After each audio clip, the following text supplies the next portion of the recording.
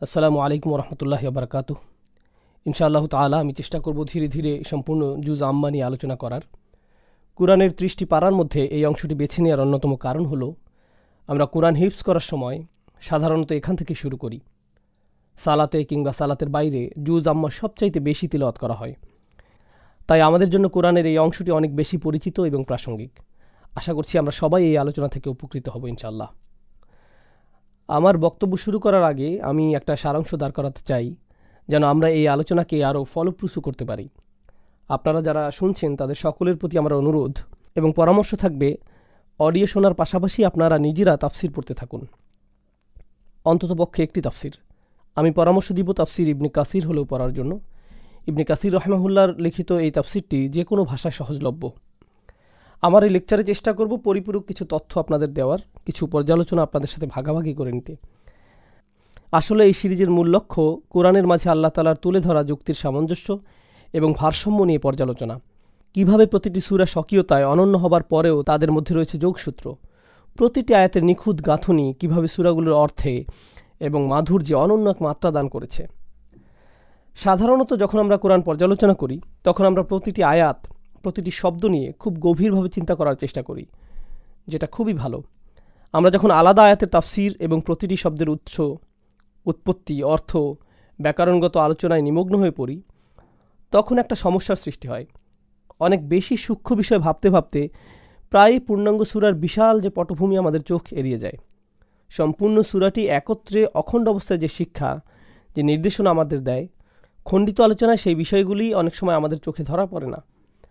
তাফসির পড়তে গিয়ে আসলে আমরা অনেক সময় ঠিক এই কাজটি করে থাকি। সুতরাং আমরা চেষ্টা করব একটি সূরা কীভাবে বিন্যস্ত করা হয়েছে, এক একটি আয়াতের মধ্যকার সম্পর্ক এবং সম্পূর্ণ সূরার মাধ্যমে আল্লাহ যে দৃশ্যপটের দিকে আমাদের নির্দেশ করছেন সব কিছু নিয়ে আলোচনা করার। আমাদের বুঝতে হবে যে মৌলিকভাবে কোরআন তেলাওয়াত করা হতো, প্রাথমিকভাবে কোনো তাফসির ছিল না, এবং একটির পর একটি আয়াত তাদের কানে প্রবেশ করত। ধারাবাহিকভাবে শুনতে শুনতেই তারা কোরআন সম্পর্কে ভাবতেন। এবং আরেকটি গুরুত্বপূর্ণ বিষয় হলো, মক্কি সূরাগুলির অন্যতম শ্রোতা ছিল মক্কার মুশরিকরা। দেখুন, মুসলিমদের ক্ষেত্রে এটি স্বাভাবিক যে তারা প্রতিটি আয়াত থেমে থেমে প্রশ্ন করবে, বিজ্ঞ আলেমদের কাছ থেকে তারা আরও জানতে চাইবে, সময় নিয়ে গভীরভাবে উপলব্ধি করতে চাইবে। মুশরিকদের ক্ষেত্রে বিষয়টি ভিন্ন। জুজ আম্মা এক্ষেত্রে ভালো উদাহরণ। এর মাঝে সংকলিত সূরাগুলো মক্কি সূরার প্রকৃষ্ট উদাহরণ। বলা যায় এই সকল সূরার বড় অংশ জুড়ে অবিশ্বাসীদের উদ্দেশ্যে কথা বলছেন আল্লাহ তাআলা। এজন্য আমরা আমাদের আলোচনায় এই সূরাগুলোর স্পষ্টবাদী বক্তব্য, গাঠনিক এবং আলংকারিক বৈশিষ্ট্যগুলোর দিকে দৃষ্টিপাত করব। আজকে আলোচনা শুরু হওয়ার আগে একটি গুরুত্বপূর্ণ বিষয় নিয়ে আমি প্রথমেই বলে নিতে চাই। আমার মতে কোরআনের শাব্দিক অনুবাদে যে ভুলটি সবচেয়ে বেশি হয়, নিশ্চয়ই আল্লাহ সবচেয়ে ভালো জানেন, সেটি হলো এক একটি সূরাকে অধ্যায় হিসেবে অনুবাদ করা। সূরা শব্দটির সমর্থক শব্দ অধ্যায় নয়। যে কোনো বইয়ের এক একটি অধ্যায় নির্দিষ্ট কোনো বিষয়ের দিকে আলোকপাত করে লেখা হয়। একটি অধ্যায় একটি মৌলিক বিষয়কে ঘিরে রচিত হয়। পুরো অধ্যায় জুড়ে সাধারণত একটি বিষয়ের উপর আলোকপাত করা হয়। কিন্তু একটি সূরায় বহু বহু বহু বিষয়ের সমাহার খুবই স্বাভাবিক। তাত্ত্বিকভাবে চিন্তা করলে সূরা শব্দটির সবচেয়ে কাছাকাছি অনুবাদ হলো পাঠ্য। প্রত্যেকটি সূরা স্বতন্ত্রভাবে এক একটি পাঠ্য, যদিও প্রতিটি সূরা আবার নিজেদের মধ্যে সম্পর্কিত। যেমন সূরা বাকারার সাথে সূরা আল ইমরান যোগ রয়েছে। কোরআন জুড়ে এমন উদাহরণ অনেক। কিন্তু ভাষাগত দিক থেকে একটি সূরাকে কখনোই অধ্যায় ভাবা যৌক্তিক নয়। তার একটা কারণ ইতিমধ্যেই আমরা আলোচনা করেছি। একটি সূরায় একাধিক আলোচ্য বিষয় থাকতে পারে। সূরার মধ্যকার বিষয়গুলোর বৈচিত্র্যও এর একটি কারণ। আরেকটি গুরুত্বপূর্ণ কারণ হলো, অধ্যায়ের মধ্যে নির্দিষ্ট ক্রম অনুসরণ করার প্রবণতা থাকে। যে কোনো বইয়ে অধ্যায়গুলি সাধারণত অক্ষরক্রম বা সংখ্যা অনুসারে সাজানো থাকে। প্রথমে অধ্যায় 1, তারপর 2, 3, 4, এভাবেই একটি বই গঠিত হয়।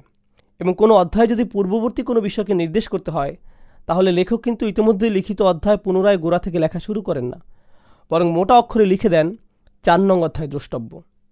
কিন্তু কোরআনে আমরা এমন অনেক উদাহরণ দেখতে পাই যেখানে আল্লাহ একটি ঘটনার পুনরাবৃত্তি করেছেন, একই দৃশ্যপট নানা আঙ্গিকে আমাদের সামনে উপস্থাপন করেছেন। তাই অধ্যায়ের সাথে সূরাকে মিলিয়ে ফেলা ঠিক নয়। এছাড়াও যে কোনো সূরাকে এক একটি পূর্ণ অংশের মর্যাদা দেওয়া হয়। আমরা যদি সূরা নূরের প্রতি লক্ষ্য করি, সেখানে আল্লাহ সম্পূর্ণ সূরাটিকে কিতাব, যার অর্থ বই, কিতাব বলে সম্বোধন করেছেন। সূরাটিকে এখানে খণ্ডিত নয়, বরং স্বয়ং সম্পূর্ণ সত্তা হিসেবে তুলে ধরা হয়েছে। এরকম বেশ কিছু কারণে সূরা এবং অধ্যায় এক নয়। ভাষাগত এবং উৎপত্তিগত দিক থেকেও সূরা শব্দটি অধ্যায় নয়, বরং ভিন্ন অর্থ বহন করে। সূরা আক্ষরিক অর্থে বোঝায় একটি শহরের বাইরের দেয়াল। এখনকার শহরগুলোর প্রবেশমুখে যেমন সজ্জিতভাবে লেখা থাকে শহরে স্বাগতম, অনেক বছর আগে বিষয়টা এমন ছিল না, বরং এক একটি শহরকে ঘিরে থাকত সুউচ্চ প্রাচীর। সেই প্রাচীরগুলো অনেকটা নিরাপত্তা বেষ্টনী হিসেবে কাজ করত। শহরের ভিতরের যত ব্যবসা বাণিজ্য, বসতি, সৈন্যবাহিনী, সরকার সব থাকতো সেই প্রাচীর দ্বারা বেষ্টিত। সেই দেয়ালের মাঝে চলতে থাকতো দৈনন্দিন বিচিত্র ঘটনা প্রবাহ। তারপরেও সব মিলে একটি স্বতন্ত্র শহর গঠন করে। সূরা শব্দটির মূলভাব অনেকটা এরকম। একটিমাত্র সূরায় বিভিন্ন বিষয়ের আলোচনার সমাগম ঘটে, অনেক ঘটনা প্রবাহ আলোচিত হয়, কিন্তু তারপরেও সব কিছু পরস্পর সংযুক্ত হয়ে একত্রে একটি সম্পূর্ণ সূরা গঠন করে। এছাড়াও আমরা আরও দুইটি বিষয় দৃষ্টিপাত করব। আসলে অনুবাদের কারণে এই দিকগুলো আমাদের চোখ এড়িয়ে যায়। তার মাঝে একটি হলো সূরার সূচনা এবং সমাপ্তির মাঝে সম্পর্ক, এবং এটি কোরআনের একটি ধারাবাহিক বৈশিষ্ট্য। সমস্ত কোরআন জুড়ে এই বৈশিষ্ট্যের পুনরাবৃত্তি দেখা যায়। প্রতিটি সূরা যে বিষয়বস্তু নিয়ে শুরু হয়, কোনো না কোনোভাবে সেই সূরার শেষ অংশে তার সাথে সম্পর্কিত কোনো প্রসঙ্গে আলোচনার মাধ্যমে সূরাটির ইতি টানা হয়। শুধু তাই নয়, একটি সূরার শেষ অংশে যা বলা হয়েছে আর পরবর্তী সূরার শুরুতে যা বর্ণিত হয়েছে তাদের মাঝেও একটা সংযোগ লক্ষণীয়। পূর্ববর্তী সূরার উপসংহার এবং পরের সূরার প্রথম বিষয়, এই দুইটি বিচ্ছিন্ন নয়। জুজ আম্মা শুরু হয়েছে সূরা নাবার সাথে। সূরা নাবা কোরআনের ৭৮ নম্বর সূরা। তার আগের সূরা হলো সূরা নম্বর ৭৭, সূরা মুরসালাত। এই সূরাটিতে দুই রকম দলের কথা বলা হয়েছে। সূরা মুরসালাতের ৪১ নম্বর আয়াতে আল্লাহ বলছেন, ইন্নাল মুত্তাকিনা ফি যিলালিন ওয়া উয়ুন। আল্লাহকে যারা ভয় করেছে তারা আজ থাকবে সুনিবিড় ছায়াতলে, প্রবাহমান ঝর্ণার মাঝে। এখানে তাকওয়াবান মানুষদের কথা বলা হয়েছে। আবার সূরা নাবার শেষ অংশেও মুত্তাকিদের কথা এসেছে। সূরা মুরসালাতে বারবার এসেছে আরেকটি বিশেষ ধরনের মানুষের কথা। দুর্ভোগ তাদের জন্য যারা এই দিবসকে মিথ্যা প্রতিপন্ন করেছে। এবং একবার নয়, বারবার এই আয়াতটি পুনরাবৃত্ত হয়েছে সূরাটি জুড়ে। আল মুকাজ্জিবিন এই শব্দটি ব্যবহৃত হয়েছে এই জাতীয় মানুষের জন্য। যারা মিথ্যাবাদী তাদের জন্য এই শব্দটি ব্যবহার করা হয় না। এটি দ্বারা এমন কাউকে বোঝানো হয় যে বারবার মিথ্যা কথা বলতেই থাকে। শুধু তাই নয়, যারা সত্যবাদী, সত্যের পক্ষ অবলম্বন করে, তাদেরকে মিথ্যাবাদী প্রমাণ করতে এরা প্রাণপণ চেষ্টা করে যেতে থাকে। তারা সত্য প্রচারকারীদের সবসময় নানা অপবাদ দিয়ে থাকে। তার জন্য যে কারো চরিত্র হরণ করতে বা ভুল প্রমাণ করতে তারা পিছপা হয় না। সুতরাং তারা আপাদমস্তক চরম মিথ্যাবাদী। তাদের বলা হয় আল মুকাদ্দিবিন। সূরা নাবা শুরু হয়েছে আম্মা ইয়াতাসাআলুন এই আয়াতটি দিয়ে, যেটার প্রচলিত অনুবাদে আমরা জানি কোন বিষয় সম্পর্কে তারা একে অপরকে জিজ্ঞেস করছে। এটি সূরা নাবার প্রথম আয়াতের সরল অনুবাদ। চলুন আমরা শব্দগুলো ভেঙে ভেঙে আলোচনা করি। তাহলে সূরা মুরসালাত এবং এর পরবর্তী সূরার অন্তর্নিহিত যে সম্পর্ক সেটা আমাদের বুঝতে সহজ হবে। এই আয়াতে আল্লাহ তাআলা অবিশ্বাসীদের নিজেদের মধ্যকার কথোপকথনের উপর মন্তব্য করেছেন। আসলে ইয়াতাসাআলুন শব্দটির তাফসির নিয়ে ৩টি মত আছে। এই শব্দটির সাধারণ অনুবাদ হলো তারা একে অপরকে জিজ্ঞেস করছে। প্রচলিত ৩টি মতের প্রথমটি হলো এখানে বিশ্বাসীদেরকে অবিশ্বাসীরা প্রশ্ন করছে। দ্বিতীয় মতটি হলো অবিশ্বাসীরা নিজেদের মধ্যে প্রশ্ন তুলছে। সর্বশেষ মত, বিশ্বাসী এবং অবিশ্বাসী উভয় পক্ষ রাসূলুল্লাহ সাল্লাল্লাহু আলাইহি সাল্লামের কাছে জানতে চাইছে। অন্যান্য আয়াত পারিপার্শ্বিক বিষয় বিবেচনায় দ্বিতীয় মতটিকে সবচাইতে সঠিক বা সত্যের কাছাকাছি বলে অধিকাংশ একমত হয়েছেন। অর্থাৎ এই আয়াতে কুফফারদের একটি দল নিজেদের মাঝে প্রশ্ন করছে, অবিশ্বাসীরা একজন আরেকজনের কাছে জানতে চাইছে। যে কোনো ভাষা বা সংস্কৃতিতে মানুষ প্রশ্ন করে মূলত দুইটি উদ্দেশ্যের একটি থেকে। প্রথমত জানার আগ্রহ থেকে। অজানা কিছু জানার জন্য মানুষ তার চাইতে বেশি জ্ঞানী কাউকে প্রশ্ন করে। নেহায়েত কৌতূহল থেকে সাধারণত এমন প্রশ্ন করা। অপরদিকে আরেক রকম প্রশ্ন করার মানুষ থাকে অন্য কাউকে অপদস্থ বা ছোট করার জন্য। এখানে আসলে প্রশ্নকর্তা মোটেই জানতে চাইছে না, বরং বাকিদের জানাতে চাইছে যে বিষয়ের সম্পর্কে সে প্রশ্ন করেছে তা সে মোটেও আমলে নেয় না। খোঁচা দেয়া আর ব্যঙ্গ বিদ্রুপ করাই এখানে মুখ্য। পুরো পরিস্থিতিটা একবার কল্পনা করুন। রাসূলুল্লাহ সাল্লাল্লাহু আলাইহি সাল্লাম মানুষের কাছে দাওয়াত দিচ্ছেন, ইসলামের স্মরণ করিয়ে দিচ্ছেন, কিয়ামতের কথা। এমন একদিন আসবে যেদিন এই বিশ্ব চূর্ণ বিচূর্ণ হয়ে যাবে, মৃতরা পুনরায় জীবিত হয়ে যাবে, সমুদ্র প্রচণ্ড তাপে ফুটতে থাকবে। এই ধ্রুব সত্য জানিয়ে তিনি মানুষকে সতর্ক করছেন। এই সব কিছু শোনার পর তাকে ব্যঙ্গ করার জন্য, তাকে সকলের সামনে হাসির পাত্র বানানোর উদ্দেশ্যে অবিশ্বাসীরা নিজেদের মাঝে বলাবলি করছে, তুমি কি জানো সে কি নিয়ে বলছে? না তো, তুমি জানো? না, আমিও এমন উদ্ভট কথা কখনো শুনিনি। এই ধরনের কথা চালাচালির একমাত্র উদ্দেশ্য তাকে হেয় করা, অপমানিত করা। ঠিক সূরা মুরসালাতে আমরা দেখেছি আল্লাহ বারবার বলেছেন আল মুকাজ্জিবিনের সম্পর্কে। এই ধরনের মিথ্যাচারিতা অর্থাৎ তাকজিবের একটি বহুল প্রচলিত পন্থা হলো যিনি সত্য প্রচার করছেন এবং যে সত্য তিনি প্রচার করছেন সেসব বিষয় নিয়ে হাসি তামাশা করা, গুরুত্বপূর্ণ বিষয় নিয়ে ব্যঙ্গাত্মক প্রশ্ন করে বিষয়টার গুরুত্ব কমানোর চেষ্টা করা, বিচার দিবসে যে কোনো বিবরণ এবং ভয়াবহতা সম্পর্কে যে কোনো আয়াতের বিপরীতে অবিশ্বাসীরা এই ধরনের ব্যঙ্গাত্মক আচরণ করে যাচ্ছিল। যেমন তারা বলতো, আরে তোমার কি মাথা ঠিক আছে? মরে গিয়ে আমরা আবার জীবিত হব, তাই না? আর এই যে বিরাট বিরাট পাহাড়, সেগুলো সব তুলার মতো উঠতে থাকবে, এইসব কথা আমাদের বিশ্বাস করতে বলো? আর কি যেন বলো তোমরা, মাটিতে মিশে যাওয়ার পর আবার কবর থেকে বেরিয়ে আসবো? যত সব বানানো গালগল্প। এভাবে খোঁচা দেওয়ার সুরে তারা কথা বলতো। অবশ্য এমন ভঙ্গিতে কথা বলা আজকের যুগেও অপরিচিত নয়।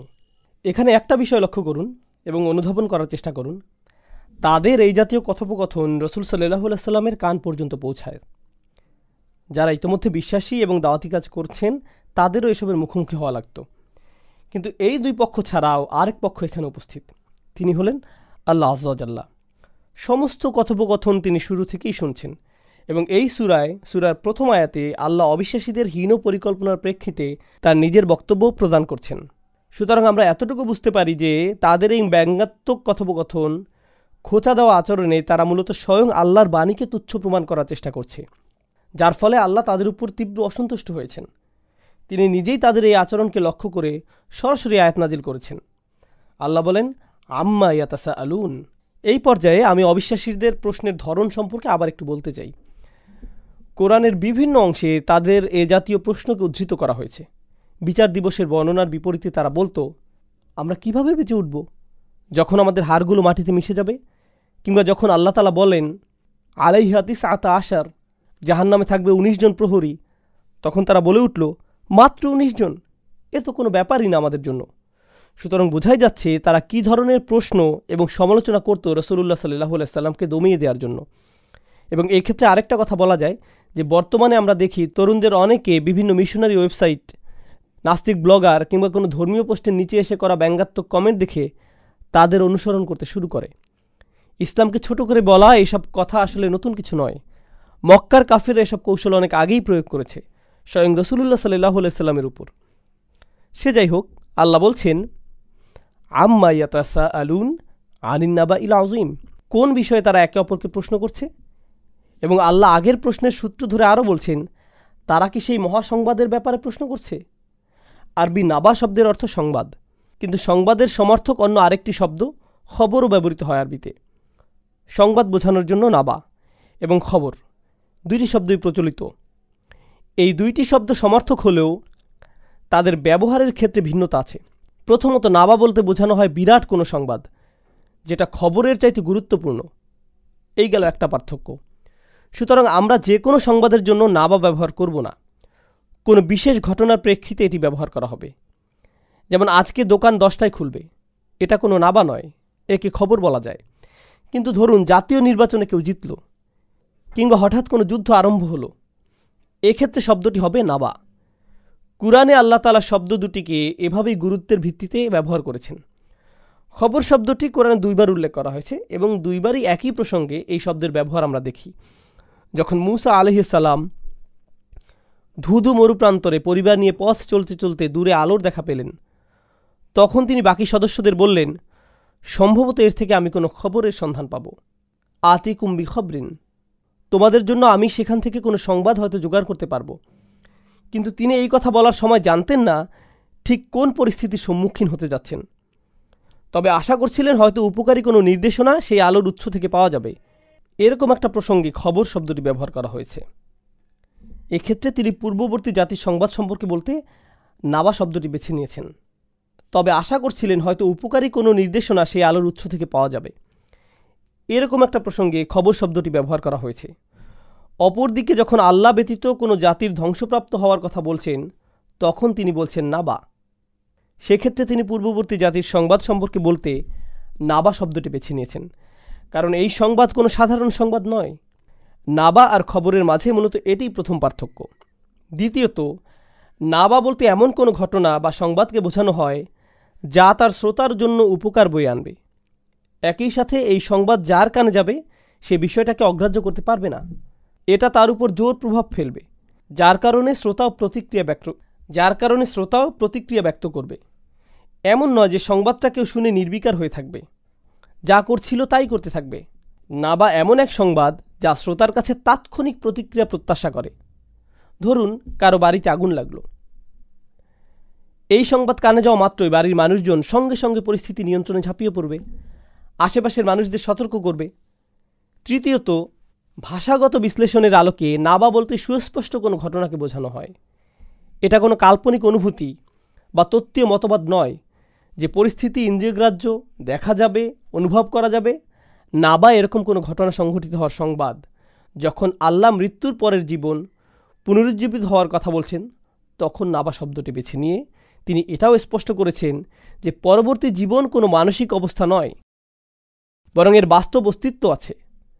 আমাদের প্রকৃত অর্থেই সে সকল অভিজ্ঞতার মধ্য দিয়ে যেতে হবে। অন্য অনেক ধর্মে মৃত্যু পরবর্তী জীবনকে আধ্যাত্মিক পর্যায় হিসেবে উপস্থাপন করা হয়, যেটা পুরোপুরি মানসিক একটি অভিজ্ঞতা। কিন্তু ইসলাম এই ধারণাকে নাকচ করে দেয়। জান্নাত জাহান্নাম কোনো বিমূর্ত ধারণা নয়, প্রত্যেকে নিজের চোখেই এসব কিছুর বাস্তব অস্তিত্ব দেখবে। আমরা আবার আয়াতে ফিরে যাই। আল্লাহ বলছেন, আনিন নাবা ইল আযীম, তারা কি সেই বিরাট সংবাদ নিয়ে প্রশ্ন করছে? আমরা আগেই আলোচনা করেছি, অর্থগত দিক থেকে নাবা বলতে এমনিতেই বড় কোনো ঘটনা বোঝায়। এই আয়াতে তার সাথে আরও একটি বিশেষণ যোগ করা হয়েছে, আযীম, যা পরিস্থিতির গুরুত্ব আর মহত্বকে পরিপূর্ণভাবে প্রকাশ করে। তারা কি আসলেই এমন একটা মহাসংবাদ নিয়ে ব্যঙ্গাত্মক প্রশ্ন করছে যে সংবাদে তাদের সম্বিত ফিরে পেয়ে নিজেদের শুদ্ধি নেওয়ার কথা, তার বদলে বিদ্রূপ করছে? এরপর আল্লাহ আরও একটি প্রশ্ন করেন। এখানে জিজ্ঞেস করা সবগুলো প্রশ্নই কিন্তু আলংকরিক প্রশ্ন। আল্লাযী হুম ফীহি মুখতালিফুন। আল্লাযী শব্দটিকে বলা হয় ইসমে সিলা, ইসমে মৌসুল, এবং ব্যাকরণগত দিক থেকে হুম ফীহি মুখতালিফুনকে বলা হয় সিলাতুল মৌসুল, নাবা শব্দটির বিশেষণ। অর্থাৎ তৃতীয় সম্পূর্ণ আয়াতটি আর নাবা শব্দটির একটি বিশেষণ।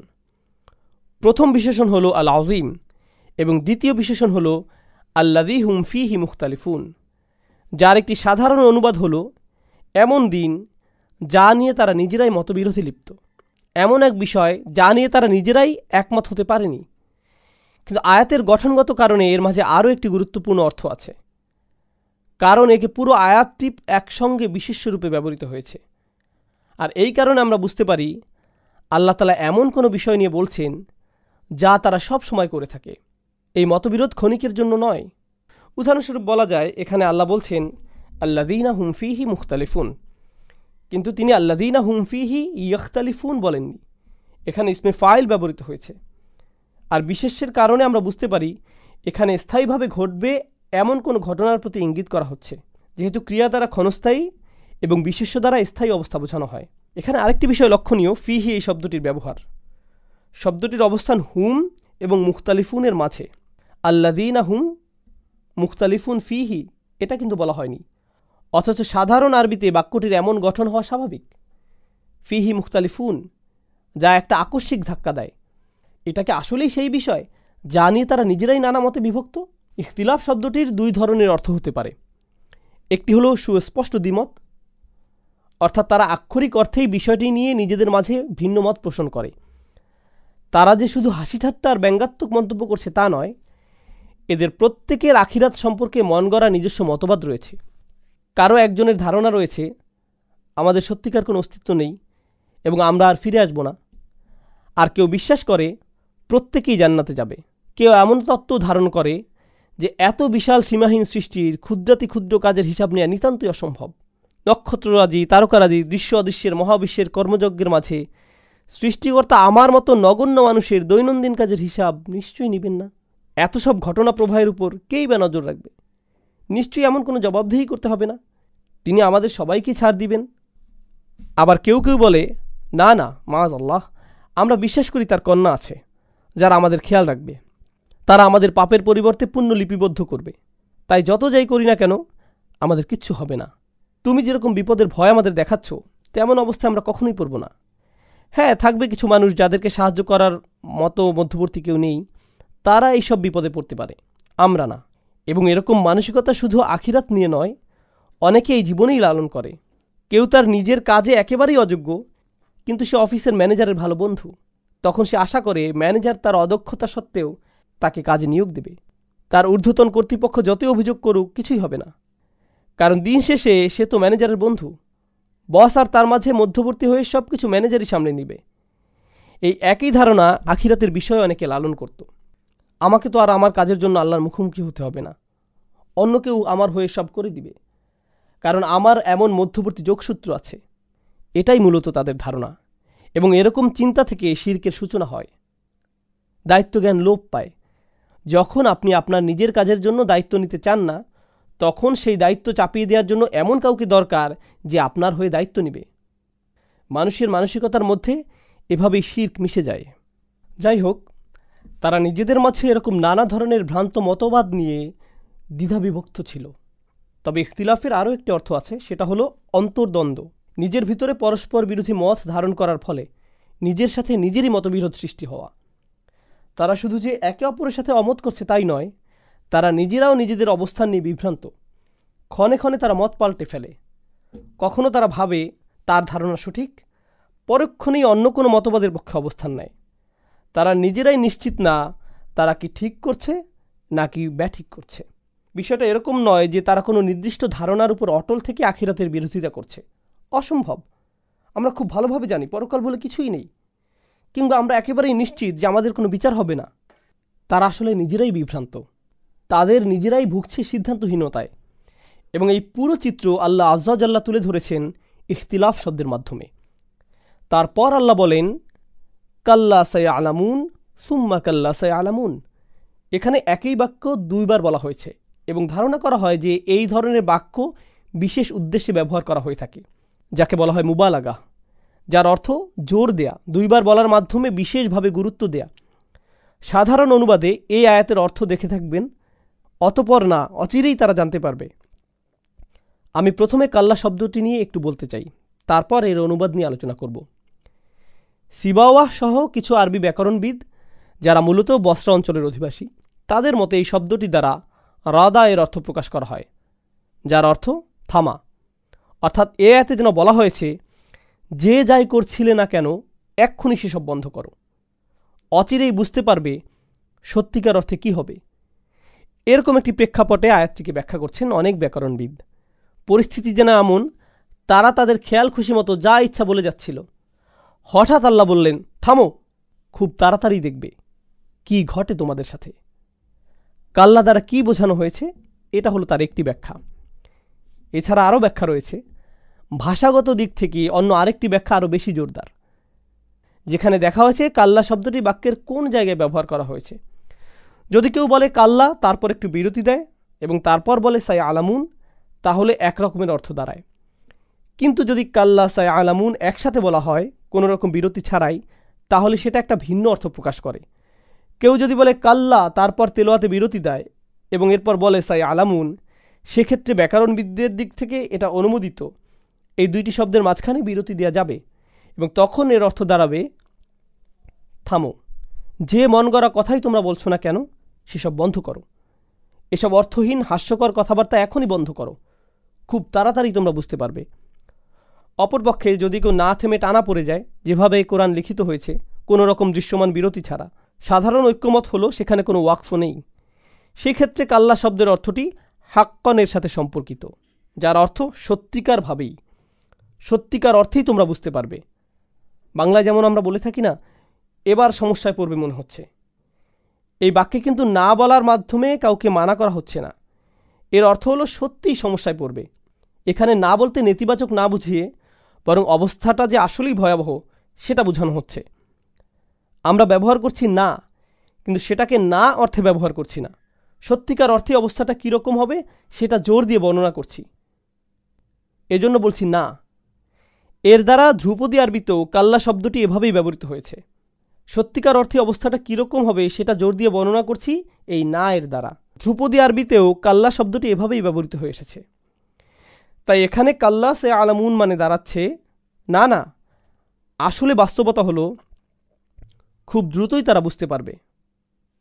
পরের আয়াত সুম্মা কাল্লা সে আলামুন, না না, বরং বাস্তবতা হলো তারা খুব তাড়াতাড়ি বুঝতে পারবে।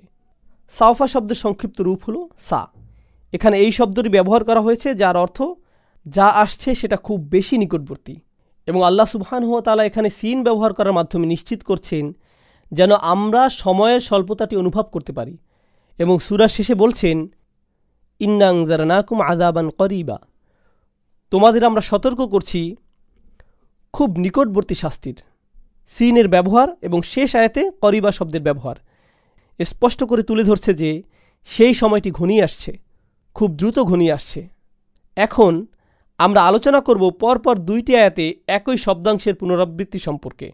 কাল্লা সে আলামুন, সুম্মা কাল্লা সে আলামুন। একটি মত যা আমাদের আগে আলোচনা করা বিষয়বস্তুর সাথে মিলে, সেটা হলো ব্যাকরণবিদদের মতে এটি তাকরিল লিল মুবালাগা। এখানে বিষয়টির ব্যাপ্তি বোঝানোর জন্য অতিরিক্ত জোর দিয়েছেন, বিষয়টাকে বড় করে দেখানোর জন্য, এবং আল্লাহর রাগ এবং ক্রোধকে প্রকাশ করার জন্য এখানে পুনরাবৃত্তি ব্যবহার করা হয়েছে। আমরা অনেক সময় সাধারণভাবে কথা বলার সময় এই পদ্ধতিটি অনুসরণ করে থাকি। আমি কিন্তু তোমাকে ছাড় দিব না, আমি তোমাকে ছাড় দিবই না। অনেক বেশি রাগের মাথায় আমরা এরকম কথা বলে থাকি। অথবা যদি কেউ খুব দুশ্চিন্তায় কিংবা চাপের মধ্যে থাকে, তখন শুধু বলে না দাঁড়াও, তখন সে বলে দাঁড়াও দাঁড়াও। আমরা দুইবার বলি যে কোনো ভাষাতে, এবং ধ্রুপদী আরবিতেও এটা একটা সাধারণ প্রকাশভঙ্গি। রাগ, দুশ্চিন্তা, সংঘাত, যে কোনো রকমের আবেগের তীব্রতা বোঝাতে আমরা একই বাক্য বা শব্দ বারংবার বলে থাকি। তো এটা হলো একটা প্রচলিত মত এই আয়াত দুটি সম্পর্কে। অন্য আরেকটি মত আছে যেটা অনেক মুফাসসিরগণ গ্রহণ করেছেন, এবং সেটা এখানে অনেক বেশি সামঞ্জস্যপূর্ণ এবং কোরআনের অন্যান্য অংশের সাথে অনেক বেশি মানানসই। কোরআনে সতর্ক করার সময় সব সময় দুইটি বিষয়কে সবচেয়ে বেশি প্রাধান্য দেওয়া হয়েছে। একটি হলো পুনরুত্থান দিবস আল কিয়ামা, এবং আরেকটি হলো জাহান্নামের আগুনের ভয়াবহতা, এবং তারা একটি আরেকটির সাথে সম্পর্কিত। সুতরাং এক কথায় বলা যায় কোরআনের দুটি প্রধান সতর্কবার্তা হলো আল কিয়ামা এবং জাহান্নামের আগুন। কোরআনে এই দুইটি বিষয় নিয়ে অসংখ্য বর্ণনা পাওয়া যায়। এ কারণে মুফাসসিরদের মতে প্রথমবার যখন বলা হয়েছে তোমরা শীঘ্রই বুঝতে পারবে, তখন নির্দেশ করা হয়েছে প্রথম সতর্কবাণী অর্থাৎ আল কিয়ামার দিকে, আর দ্বিতীয়বার বলার মাধ্যমে ইঙ্গিত করা হয়েছে জাহান্নামের আগুনের দিকে। সুতরাং প্রথমবার তারা খুব ভালোভাবে বুঝতে পারবে কতটা ভুল এবং ব্যঙ্গাত্মক কথাবার্তা বলছে কিয়ামত সম্পর্কে, যখন তারা সত্যি সত্যি কিয়ামতের দিন পুনরুত্থিত হবে। আর দ্বিতীয়বারের মতো তারা একই বিষয়টি পুনরায় উপলব্ধি করবে যখন জাহান্নামের আগুনের মুখোমুখি হবে। এভাবে দুইবার তাদের মন গড়া অনুমান মিথ্যা প্রমাণিত হবে। আমরা এতক্ষণ আলোচনা করলাম একই বাক্য দুইবার ব্যবহার করার তাৎপর্য। এই সংক্রান্ত সর্বশেষ আলোচনায় আমরা কথা বলবো একটি প্রচলিত আরবি বাক্য নিয়ে, যার অর্থ যে মৃত্যুবরণ করেছে তার কেয়ামত ইতিমধ্যেই শুরু হয়ে গিয়েছে। যার দুনিয়ার জীবন শেষ হয়ে গেছে, কেয়ামত পর্যন্ত পৌঁছাতে তার কেয়ামতের আলামত দেখার জন্য অপেক্ষা করা লাগবে না। সূর্য পশ্চিম দিকে ওঠার জন্য কিংবা সকল চিহ্নগুলো প্রকাশিত হওয়া তার জন্য অর্থহীন, কারণ তার কর্মফলে ইতিমধ্যে সে পৌঁছে গেছে। মৃত্যুর সাথে সাথে সে মৃত্যু পরবর্তী জীবনের ভয়াবহতা সম্পর্কে ধারণা পেয়ে গেছে। হযরত আলী রাদিয়াল্লাহু তাআলা আনহু বলছেন, জীবিত অবস্থায় মানুষ আসলে ঘুমিয়ে থাকে, মৃত্যুর মাধ্যমে সে জেগে ওঠে। বিষয়টা অনেকটা এরকম যে মানুষটা মৃত্যুর সাথে সাথে সম্বিত ফিরে পায়, সত্যিকারের বাস্তবতা সম্পর্কে। এখন আমরা এই সূরার প্রথম অংশের উপর একসাথে আলোকপাত করব। আম্মা ইয়াতাসাআলুন আনিন নাবাইল আযীম আল্লাযী হুম ফীহি মুখতালিফুন কাল্লা সায়ালামুন সুম্মা কাল্লা সায়ালামুন। আরেকটু গভীরে যাওয়ার আগে আমরা একটা গুরুত্বপূর্ণ বিষয় নিয়ে কথা বলবো। সেটা হলো কোরআনের আয়াতগুলোর মধ্যকার ছন্দ।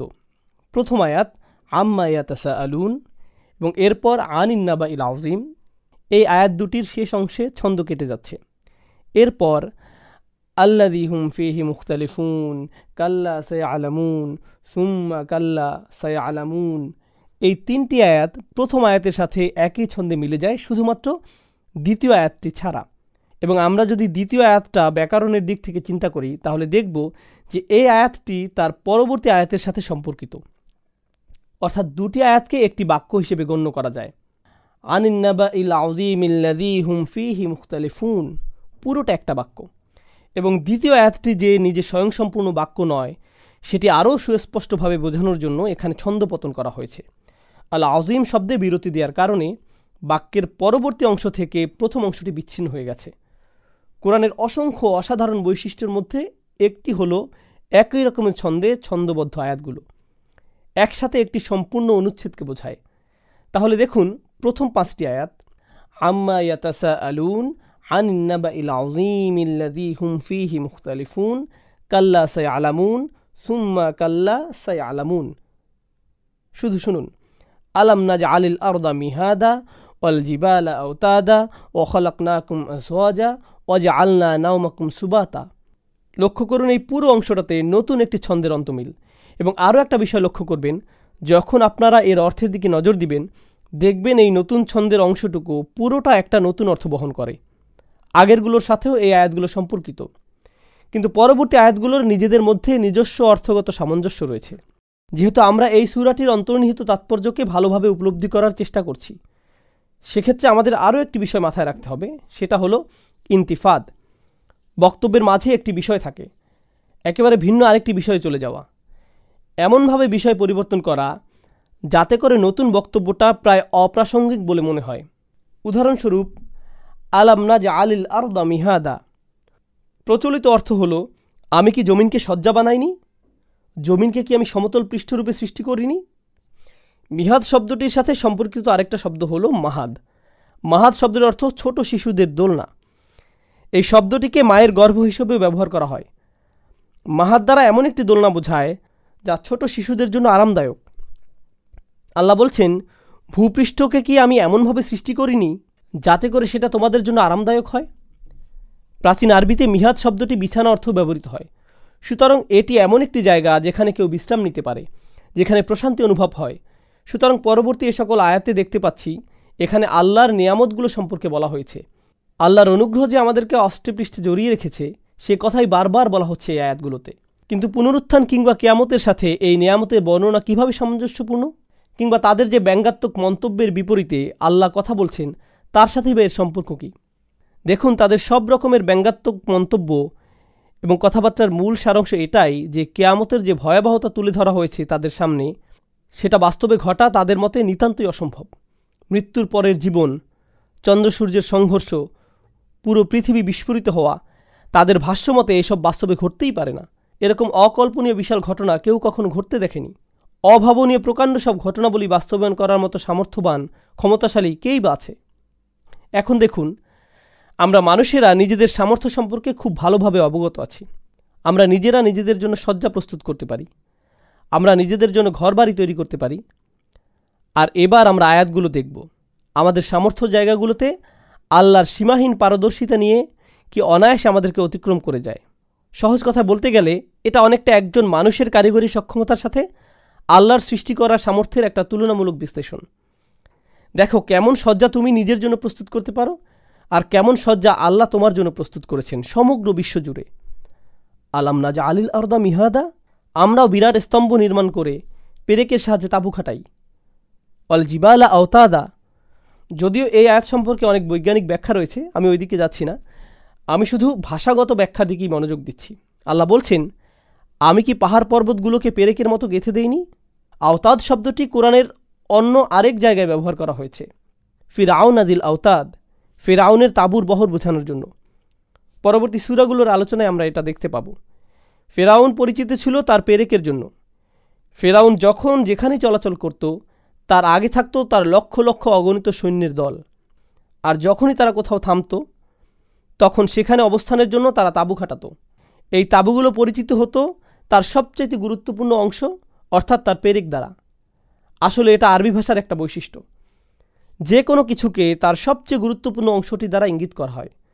যেমন একজন যোদ্ধাকে এক্ষেত্রে চাইলে তলোয়ার বলা যায়, কারণ তলোয়ারটি হলো সেই যোদ্ধার সবচাইতে গুরুত্বপূর্ণ অংশ। ধ্রুপদী আরবিতে এই বৈশিষ্ট্যের কারণে তাঁবুকে পেরেকও বলা যায়, কারণ একটা তাঁবুর সবচেয়ে গুরুত্বপূর্ণ অংশ হলো তার পেরেকগুলো। পেরেক ছাড়া তাঁবুটার কোনো মূল্যই নেই। আল্লাহ বলছেন, তোমরা এই ধরনের তাঁবু খাটিয়ে থাকো, এবার দেখো কোন ধরনের তাঁবু আমি খাটাতে পারি, আর সেটা কেমন। ওয়াল জিবালা আওতাদা, আল্লাহর অকল্পনীয় ক্ষমতা সম্পর্কে ন্যূনতম ধারণা আমরা এভাবে পেতে পারি। এগুলো না হয় অনেক বিরাট সৃষ্টি। এবার মানুষের অভ্যন্তরীণ কিছু বিষয়ের দিকে নজর দেওয়া যাক। ওয়াখলাকনাকুম আজওয়াজা, আমি তোমাদের প্রত্যেককে জোড়ায় জোড়ায় সৃষ্টি করেছি। জোড়া তৈরি করার ক্ষমতা তোমাদের কারণেই। তুমি তোমার জোড়া সৃষ্টি করনি। কোনো পুরুষ নারীকে কিংবা কোনো নারী পুরুষকে সৃষ্টি করার ক্ষমতা রাখে না। আমি তোমাদেরকে এভাবে সৃষ্টি করেছি। এর কোনো কিছুতে তোমার কোনো হাত নেই। আমি দয়া করে তোমাদের এই বিন্যাস করে দিয়েছি। তোমার নিজের সৃষ্টির উপরে তোমার ন্যূনতম নিয়ন্ত্রণ নেই। তুমি কোন লিঙ্গের হয়ে জন্মাবে তাতেও তোমার কোনো হাত নেই। তোমার সঙ্গিনী বা সঙ্গী সৃষ্টি করার ক্ষমতা তোমার নেই। এটা এমনই এক সৃষ্টিগত বৈশিষ্ট্য যা অবিশ্বাসীদের নিজেদের মাঝে স্পষ্টভাবে দৃশ্যমান। অবিশ্বাসীরা নিজেরাও খুব ভালোভাবে জানে যে তাদের সঙ্গী সৃষ্টি করার ক্ষেত্রে নিজেদের ক্ষমতা নেই। তারা নিজেরা পরিকল্পনা করে এ কাজ করেনি, চাইলেও পারবে না। আল্লাহ বলছেন, ওয়াজআলনা নাওমাকুম সুবাতা, আমরা সৃষ্টি করেছি নাওম, ঘুম, গভীর ঘুম। আল্লাহ আয়াতুল কুরসিতে বলেন, লা তাখুযুহু সিনাতুন ওয়ালা নাওম। সিনা মানে তন্দ্রা, আর নাওম মানে হলো ঘুম, গভীর ঘুম। তো আল্লাহ বলছেন নাওমাকুম সুবাতা। সাবাত অর্থ আরবি প্রবাদ সাবাতা শাআরাহু, কেউ তার চুল কেটে ফেলল। আক্ষরিকভাবে সুবাত মানে বিচ্ছিন্ন করা, বিচ্ছিন্ন করা। তো আল্লাহ বলছেন রাত এমন কিছু যেটা তোমাকে বিচ্ছিন্ন করে দেয়। প্রথমত আত্মাকে শরীর থেকে বিচ্ছিন্ন করে দেয়, এরপর এটা দৈনন্দিন কাজ থেকে বিচ্ছিন্ন করে। আপনার কাজ, ব্যবসা, দায়িত্ব সব বিচ্ছিন্ন। আপনি বিচ্ছিন্ন হন আপনার পরিবার থেকে, আপনার যে কোনো সম্পৃক্ততা থেকে, সব কিছু থেকে। এটা এমন যে আপনি পৃথিবীতে মৃত। এখানে যাই ঘটুক কিছু যায় আসে না, কারণ আপনি বিচ্ছিন্ন। বিচ্ছিন্ন এটা খুবই গুরুত্বপূর্ণ, কারণ সূরার শেষের দিকে আল্লাহ বিচার দিবস নিয়ে কথা বলছেন, এবং বিচারের দিনে প্রত্যেক মানুষ বিচ্ছিন্ন থাকবে। তারা বিচ্ছিন্ন থাকবে একে অপরের থেকে। আল্লাহ বলেন অতাকাত্তাআত বিহুমুল আসবাব, তারা পরস্পরের থেকে বিচ্ছিন্ন হবে। আল্লাহ বলেন ইয়াউমা ইয়াফিরুল মারউ মিন আখিহি ওয়া উম্মিহি ওয়া আবিহি, মানুষ দৌড়ে পালাবে তার ভাই থেকে, মায়ের থেকে, বাবার থেকে, ওয়া সাহিবাতিহি ওয়া বানিহি। তো এটা হলো চূড়ান্ত বিচ্ছিন্ন হওয়া। কিন্তু প্রতিদিন আমরা এটার মুখোমুখি হই ঘুমের মাধ্যমে। এটা এতই শক্তিশালী যে অবিশ্বাসীরাও মানতে বাধ্য। যাই হোক, ওয়াজআলনা নাওমাকুম সুবাতা ওয়াজআলনা আল-লাইলা লিবাসা, আমরা রাতকে তৈরি করেছি পোশাক হিসেবে। রাতকে আমরা পোশাক বানিয়েছি। এখন এখানে রাতকে কেন পোশাক বলা হচ্ছে? কারণ রাত আপনাকে আবৃত করে ফেলে, আপনাকে চাদরের ন্যায় মুড়িয়ে নেয়।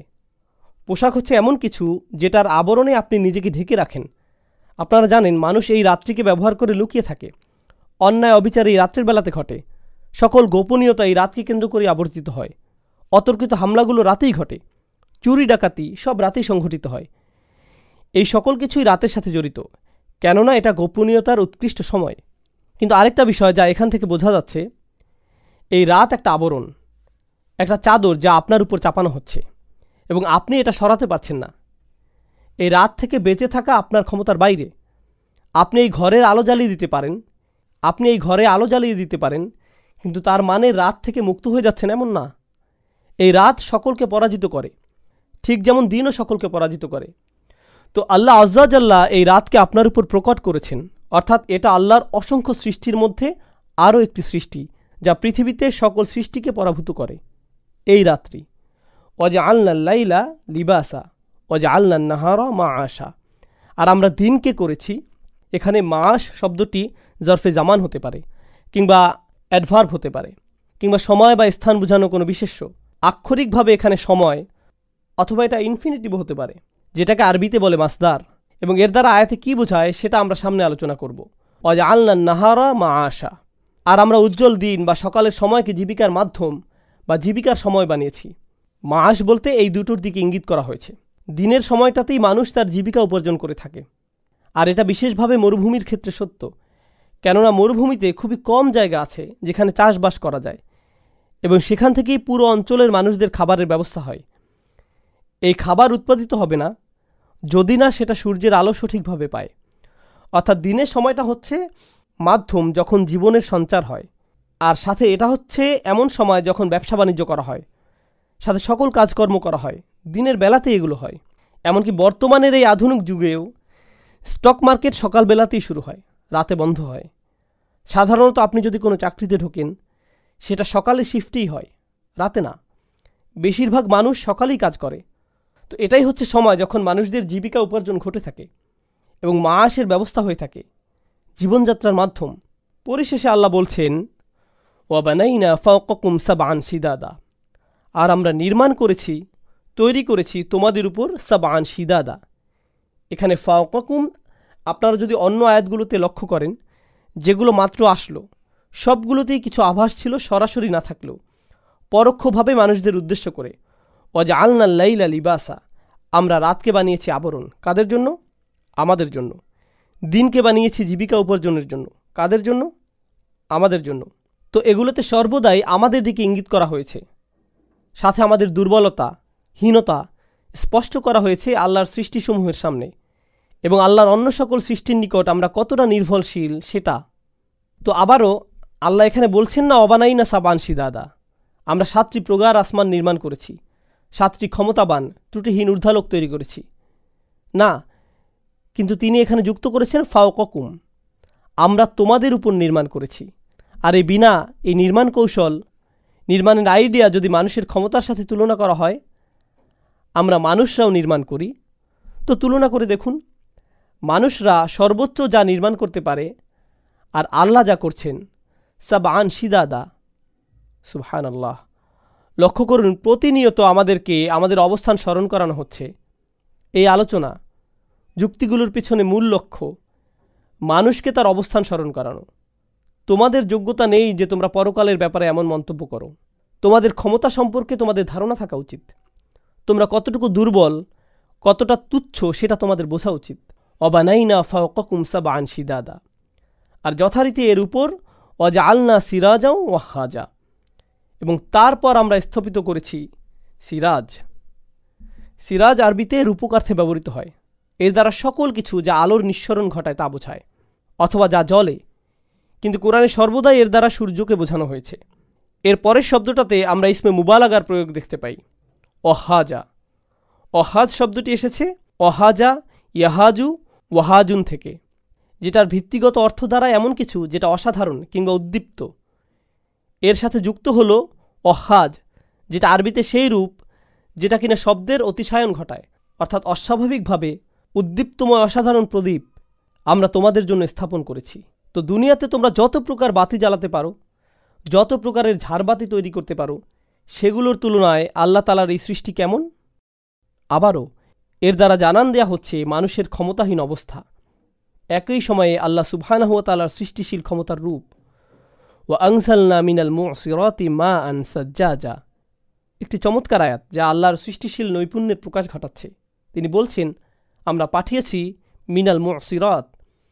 আসারা শব্দটি আরবিতে, অথবা ইয়াসার যেটা মাজদার, এর অর্থ হচ্ছে চাপ দিয়ে নিঃশেষিত করা, শক্ত মুষ্টিতে নিংড়ানো। একটা মত অনুযায়ী এর দ্বারা বাতাসকে বোঝানো হচ্ছে। বাতাস বহমান হয়, তারপর তা মেঘদের চাপ দিয়ে নিংড়িয়ে নেয়, এবং এরপর মেঘ থেকে পাওয়া যায় বৃষ্টি। তো এখানে একটা চিত্র উপস্থাপিত হলো, বাতাসের সবশেষ মেঘদের নিংড়িয়ে দেয়া। ইয়াসার শব্দটি ক্লাসিক্যাল আরবিতে ব্যবহৃত হয় এমন একটি কাপড়কে বোঝাতে যেটা পুরোপুরি ভেজা। আপনি সেটাকে নিংড়ালে, চাপ দিলে পানি বের হয়। এছাড়াও ইয়াসার ব্যবহার করা হয় সেই মেঘমালাকে বোঝাতে যেটা পানি দ্বারা পরিপূর্ণ, আর নিতে পারছে না, এবং পরবর্তীতে বৃষ্টি হচ্ছে। তো এই দুইটি হচ্ছে অর্থ যা আমরা পাই মুসিরাতের মাধ্যমে। মেঘমালা যা বাতাসের চাপে থাকে, অথবা মেঘমালা যা পানি দ্বারা পরিপূর্ণ থাকে।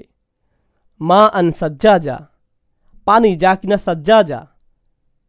সাজ শাব্দিক অর্থে বোঝায় উদ্বেলিত, প্রবাহিত, অতিমাত্রায় ভারী বর্ষণ কিংবা জলোচ্ছ্বাস, অর্থাৎ আমরা অত্যাধিক মাত্রায় পানি সরবরাহ করছি। আবারও যেটার মানুষের সাথে তুলনা চলে না, আমরা জানি পানি হচ্ছে এমন আরেকটা বিষয় যা মানুষকে পরাভূত করে, হয়তো এর অতিপ্রবাহের দরুন অথবা এর ঘাটতির দরুন। আল্লাহ যখন পানি সরবরাহ বন্ধ রাখেন, সেটা মৃত্যু বা দুর্ভিক্ষের কারণ হতে পারে, যখন তিনি অত্যাধিক পানির সরবরাহ করেন তখনও সেটা মৃত্যু বা ধ্বংসের কারণ হতে পারে। সুবহানাল্লাহ। তো আল্লাহ আজ্জা ওয়া জাল্লা আবারও এখানে মানুষের উপর তার ক্ষমতার প্রদর্শন করে যাচ্ছেন। আচ্ছা, এখন আপনারা আল্লাহ সুবহানাহু ওয়া তাআলার কথাতে কিঞ্চিৎ দয়ার লক্ষ্য করবেন। তিনি আপনাদের উপর কি কি নিয়ামত দিয়ে রেখেছেন সেগুলোর স্মরণ হবে। লিনুখরিজা বিহি হাব্বাও ওয়া নাবাতা। আমরা এখান থেকে পাই, এখানে হি দ্বারা অর্থাৎ সর্বনামটি দ্বারা মা বা পানি বোঝানো হচ্ছে। পানি থেকে আমরা বের করি হাব্বা ওয়া নাবাতা। হাব্বান শব্দটি ব্যবহৃত হয় সকল প্রকার শস্য বোঝাতে, সকল প্রকার দানা, এ ধরনের ফসল বোঝাতে। নাবাত শব্দটি ব্যবহৃত হয় সকল প্রকারের ঘাস বা শাক সবজি বোঝাতে। তো সামগ্রিকভাবে পৃথিবীর পুষ্টি সাধনের জন্য সকল খাদ্যের কথা বলা হচ্ছে। পৃথিবীতে যদি এই সবুজ শ্যামল উদ্ভিদ না থাকে, প্রাণের অস্তিত্ব থাকবে না। আমরা যাই আহার করি না কেন সেটা উদ্ভিদ জীবনের সাথে জড়িত। আচ্ছা, যাই হোক, লিনুখরিজা বিহি হাব্বা ওয়া নাবাতা ওয়া জান্নাতিন আলফাফা। এর চাইতে মজার বিষয় হচ্ছে, জান্নাত বলতে আমরা জানি ঘন সবুজ বাগান, আর আলফাফ শব্দটি হতে পারে লাফিফের বহুবচন। যদিও এই ব্যাপারে আরও মত রয়েছে। লাফিফ শব্দের অর্থ যা ছড়ানো বা জড়ানো থাকে। তো দৃশ্যায়ন হচ্ছে এমন বাগানের যেখানে গাছের সাথে ডালপালা, পাতাসমূহ একত্রে বিজড়িত অবস্থায় আছে। সূক্ষ্মভাবে এটা আরেকটার সাথে যুক্ত, দেখতে মনে হচ্ছে একে অপরের সাথে জট লাগা অবস্থায় আছে। এটাই হচ্ছে ওয়া জান্নাতিন আলফাফা। গাছপালা যেগুলো এতটাই কাছাকাছি আর এতটাই ঘন যে আপনি বলতে পারবেন না কোথায় শুরু আর কোথায় শেষ। এটাই জান্নাতিন আলফাফা। এটাই মূলত দৃশ্যায়ন যা এখানে করা হয়েছে। এখন এতক্ষণ ধরে সৃষ্টিশীল ক্ষমতার এতটা ব্যাখ্যা করবার পর, এটা ছিল দ্বিতীয় স্তবক, যদি মনে থাকে, দ্বিতীয় পাঠ এই সূরার, যেখানে মানুষের ক্ষমতা কিংবা দুর্বলতার সাথে আল্লাহর সৃষ্টিশীলতার একটা তুলনা করা হয়েছে। প্রথম স্তবকে যদি আমরা ফিরে যাই, সেখানে সামগ্রিকভাবে সমস্যাটা কি ছিল? সমস্যাটা ছিল পরকালের অস্বীকার। এখন এটা নিয়ে কথা বলা যায়। এখন যখন তোমাকে তোমার স্থান আঙুল দিয়ে দেখিয়ে দেওয়া হয়েছে, এখন যা প্রথমে বলা হয়েছিল আর তুমি হাসি ঠাট্টা করেছিলে সেটার দিকে ফিরে যাওয়া। আল্লাহ আজ্জা ওয়া জাল্লা বলছেন, ইন্না ইয়াউমাল ফাসলি কানা মিকাতা। নিশ্চয়ই সেদিন ফাসল। আল ফাসল শব্দটি আরবিতে বোঝায় দুইটি জিনিস যা একত্রে ছিল। এটা নিয়ে তাদের এমনভাবে আলাদা করা যাতে তারা পরিষ্কারভাবে একে অপরের থেকে দূরে সরে যায়। আর এটা বিচার দিবসের একটা বিবরণ। আলেমগণ বলে থাকেন, এই দিবসকে আলাদা হওয়ার দিন বা স্পষ্টভাবে চিহ্নিত হওয়ার দিন বলা হয়, কেননা এই দিন সত্যকে মিথ্যা থেকে আলাদা করা হবে। আর দুনিয়াতে মানুষ অল্প কিছু সত্যি বলে থাকে, কিন্তু তার সাথে ঢের মিথ্যা মিশিয়ে উপস্থাপন করে। মুশরিকরাও এমন করেছিল। এমন না যে তারা আল্লাহতে বিশ্বাস করেনি, তারা আল্লাহতে বিশ্বাস করেছে, কিন্তু সাথে অন্যদের উপাসনাও করেছে। তো পৃথিবীতে যারা খারাপ করে তারা সাথে ভালো কিছুর নজির উপস্থাপন করে। তারা ভালোর সাথে খারাপের মিশ্রণ ঘটায়, সত্যকে মিথ্যার সাথে মিশিয়ে ফেলে। বিচার দিবস হচ্ছে এমন দিন যখন এই সকল কিছুকে আলাদা স্পষ্ট করা হবে। মানুষকে তার মিথ্যা থেকে আলাদা করা হবে, প্রার্থনাকারীদেরকে তাদের মিথ্যা উপাস্যদের থেকে বিচ্ছিন্ন করা হবে, তাদের উপর যে ভরসা করেছিল সেটাও, অত্যাচারী শাসককে তার ক্ষমতা থেকে দূরে নেওয়া হবে। সকল বিষয় যা এখন একত্রে যুক্ত আছে সব কিছুই সেদিন পৃথক হবে। আল্লাহ আজ্জা ওয়া জাল্লা এমনকি সূরাতুল বাকারাতে অনুসারীদের কথা উল্লেখ করেছেন যাদেরকে লিডার থেকেই আলাদা করা হবে। ইজ তাবারাল্লাযীনা ইত্তাবাউ মিনাল্লাযীনা ইত্তাবাউ। সেই মানুষজন যাদের অনুসরণ করা হতো তারা নিজেদের তাদের থেকে গুটিয়ে নিবে যারা তাদের অনুসরণ করত। তো বর্তমানে যেসব বাচ্চারা হাল আমলের ট্রেন্ড হিসেবে বিভিন্ন সুপারস্টার সেলিব্রিটিদের অনুসরণ করছে, হিসাবের দিন এনারা তাদের সেই ভক্তদেরকে চিনবেই না। তারা সেই ভক্তদের থেকে দূরে সরে যাবে। এদের তো আমি চিনিই না, এদের সাথে আমার কোনো কিছু নেই। আবার একইভাবে আমরা অনেক সময় ফ্যামিলি ট্র্যাডিশনকে এত বেশি গুরুত্ব দেই যা ইসলামে নিষিদ্ধ কোনো বিষয়। বাপ, চাচা কিংবা কোনো পারিবারিক বুজুর্গের কথায় করে ফেলি। বিচারের দিন এই আঙ্কেল আন্টিও, যার কথায় আমি সুদ নিয়েছি, অশালীন পার্টি আয়োজন করেছি, অসৎ ব্যবসায় অংশ নিয়েছি, আমাদের থেকে সরে যাবে, সরাসরি অস্বীকার করবে, বলবে আমরা তো এর কিছুই জানি না। যাই হোক, ইন্না ইয়াউমাল ফাসলি কানা মিকাতা। এই ফাসল বা পৃথক করার দিনের একেবারে সর্বোচ্চ চিত্রায়ন যেটা আল্লাহ আজ্জা ওয়া জাল্লা করেছেন, এই দিনে মা তার সন্তান থেকে পৃথক হবে। এটাই সম্ভবত সবচাইতে স্পষ্ট বিবরণ যা আল্লাহ তাআলা এই ফাসল বোঝাতে ব্যবহার করেছেন। আল্লাহ আমাদের এই দিনের ভয়াবহতা থেকে রক্ষা করুন। যেহেতু নামাজের সময় হচ্ছে, এই আয়াত নিয়ে আর সামান্য কিছু কথা বলে আমি শেষ করছি বিইজনিল্লাহ। আল্লাহ এই আয়াতে বলছেন, ইন্না ইয়াউমাল ফাসলি কানা মিকাতা, বিচ্ছিন্ন করার এই দিন, স্পষ্টভাবে চিহ্নিত করার এই দিন, দুটো বিষয়কে পৃথক করার এই দিবস ইতিমধ্যে নির্দিষ্ট হয়ে গেছে। মিকাত হচ্ছে যেটাকে জারফে জামান বলা হয়, এই নির্ধারিত সময়। এটা আশারই ছিল, এক সময় যেটা হতোই, এই সময়টা আঘাত হানতই। আপনি যদি এখন সকল জিনিসগুলোর দিকে লক্ষ্য করেন, যেগুলোর বিষয়ে আল্লাহ আজ্জাজাল্লাহ এখানে কথা বলছেন, জোড়ায় জোড়ায় সৃষ্টি, গাছপালা বৃদ্ধি, সূর্য, রাত ও দিন, এই সকল কিছু যেগুলোর নির্দিষ্ট সময় আছে, যাদের জন্য সুনির্দিষ্ট সময় বরাদ্দ আছে, একইভাবে আমাদের জীবনেরও একটা জোড়া আছে। কিছু না কিছুর সাথে এটি বন্ধনে আবদ্ধ। কিসের সাথে আমাদের জীবনের জোর? এটির জোর হচ্ছে পরকালের সাথে, যার জন্য এটা একটা নির্দিষ্ট সময় আছে। যেভাবে আপনি কোনো ঋতুর পরিবর্তন আশা করেন, অথবা দুপুরের পর রাতের আশা করেন, রাতের পর সকালের আশা করেন, একইভাবে মাথায় রাখেন যে এটিও নির্দিষ্ট করা আছে এবং এটিই ঘটবে, অপরিবর্তনীয়। ধীরে ধীরে আমরা সেদিকেই এগোচ্ছি, আপনি সেটা পছন্দ করেন বা না করেন। একইভাবে বিষয়টি আরেকটি জায়গাতে বর্ণিত হয়েছে, শীঘ্রই যেটা নিয়ে আমরা আলোচনা করব ইনশাআল্লাহ তাআলা। ইয়া আইয়ুহাল ইনসান ইন্নাকা কাদিহুন ইলা রব্বিকা কাদহান ফামুলাকিহ। আরে মানুষ, তুমি একটু ভেবে দেখো, তুমি দিনে দিনে তোমার রবের নিকট এগিয়ে যাচ্ছ, প্রতি মিনিটে মিনিটে, সেকেন্ডে সেকেন্ডে, যেটার জ্ঞানও তোমার নেই, আর তোমার তার সাথে দেখা হতে যাচ্ছে। অনেকটা এমন যে আপনি যাই করেন না কেন, আপনারা সম্ভবত প্রত্যেকেই লিফটে চড়েছেন, যেটাতে আপনি শুধু দাঁড়িয়ে থাকেন, লিফট এগোতে থাকে। আমরা এভাবেই দাঁড়িয়ে আছি, বুঝি বা না বুঝি, আর সেদিকেই এগিয়ে যাচ্ছি, আমাদের রবের দিকে আমরা অগ্রসর হচ্ছি। আল্লাহ আমাদেরকে এই দিনের জটিলতা থেকে পানাহ দান করুন বিইজনিল্লাহি তাআলা। এশার সালাতের পর আমরা আবার সূরা নাবার দার্স শেষ করার চেষ্টা করব। যেখানে শেষ করেছিলাম সেখান থেকে আবার আমরা শুরু করতে যাচ্ছি। আয়াত নম্বর 17, সূরাতুন নাবা। ইন্না ইয়াউমাল ফাসলি কানা মিকাতা।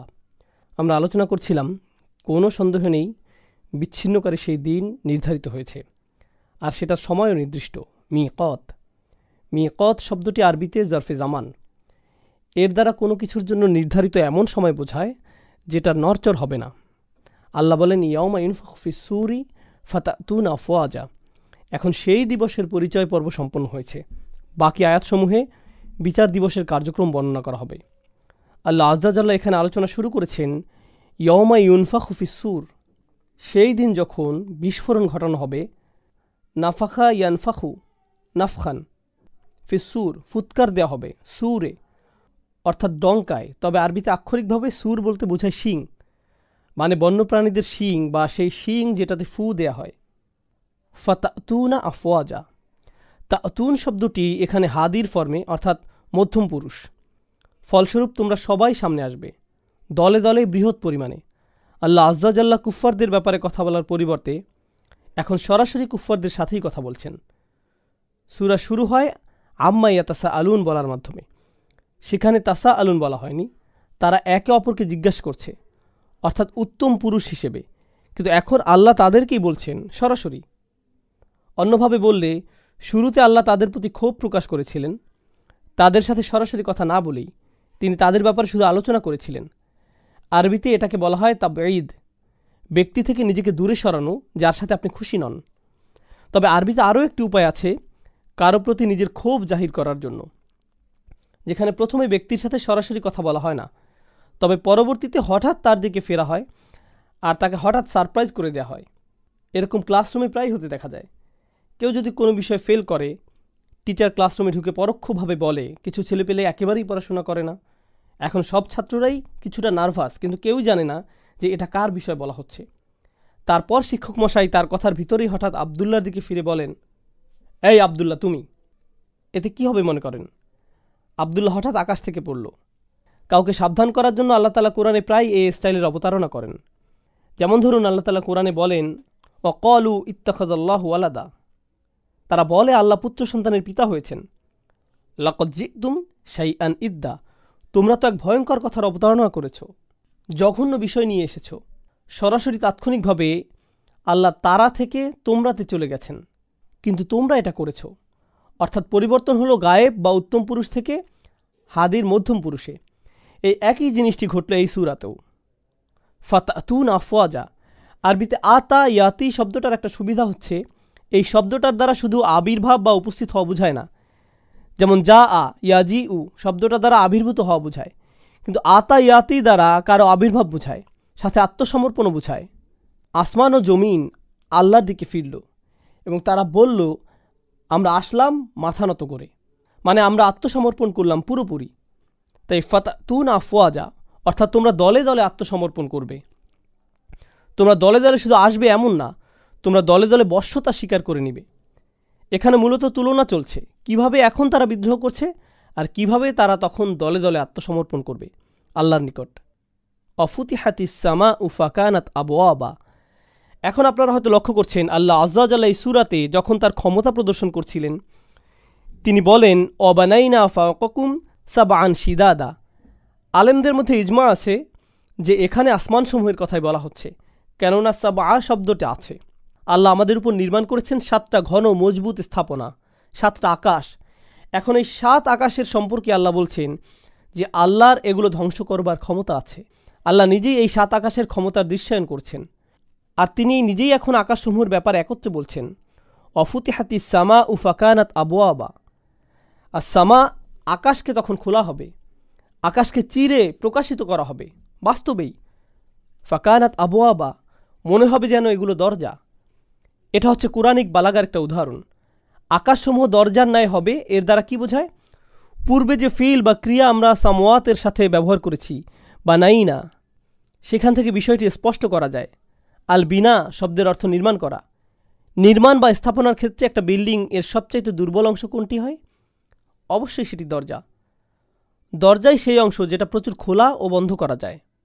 আপনি যদি একটা বাড়ির কিছু ভাঙতে চান, প্রথমে কোথায় আঘাত করবেন, কোথায় আক্রমণ করবেন? অবশ্যই দরজায়, কারণ এটি কলকব্জা দ্বারা আটকানো থাকে আর সহজেই নড়াচড়া করে। ঘরের জানালাও দরজার মতো এত বেশি ব্যবহৃত হয় না। এটাই হচ্ছে কোনো স্থাপনার সবচেয়ে দুর্বল অংশ। কেউ যদি আপনার ঘরে আক্রমণ করে, অবশ্যই সে দরজা শুরু করে, দেয়ালে নয়।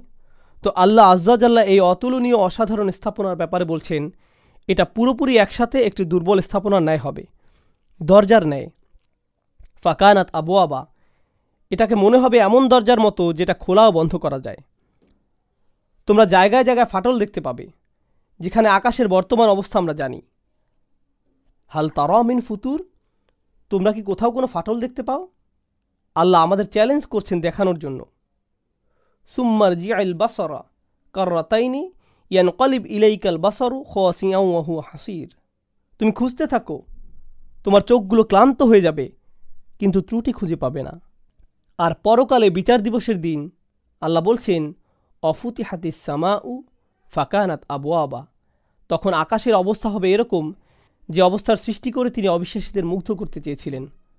পরবর্তী বিষয়ে লক্ষ্য করুন, আল্লাহ এর আগে প্রথমে বলেছিলেন অল জিবালা আওতাদা। এই সূরাতে তিনি পর্বতের ব্যাপারে বলছেন তোমরা সকলে মিলে যে তাঁবু বানাতে পারো। আর আল্লাহ কেমন বানিয়েছেন লক্ষ্য করো। এই জিবাল, পাহাড় পর্বত, পার্থক্য ঠিক কেমন?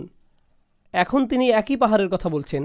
ও সুইরাতিল জিবাল, সুইরাত এখানে মাবনি আলাল মাজহুল ফিল মাদি, অর্থাৎ অতীতকাল আর কর্মবাচ্য। আল জিবাল এখানে নাইবুল ফাইল, আল ফেইল লা তাসাম্মা বিফাইল, এটা ব্যাকরণগত নাম, যদিও অপ্রাসঙ্গিক। যাই হোক, তাসির বলতে বোঝায়, অসুইরাতিল জিবাল বলতে এমন জিনিস বোঝায় যেটা সহজে নড়াচড়া করতে পারে। তাসির বর্তমান সময়ে বোঝাবে যদি আপনি একটা বল নিয়ে সেটা মাটির মধ্যে ঘোরান, এটা হচ্ছে সহজে নড়াচড়া করা, যেখানে কোনো শক্তি খাটানো হয়নি, এটা নিজে নিজেই ঘুরছে ফিরছে।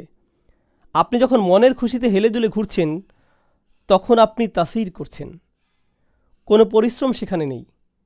যদি আপনি দৌড়ান তাহলে সেটা নয়, তবে সাধারণভাবে হাঁটাচলা করলে তাসির।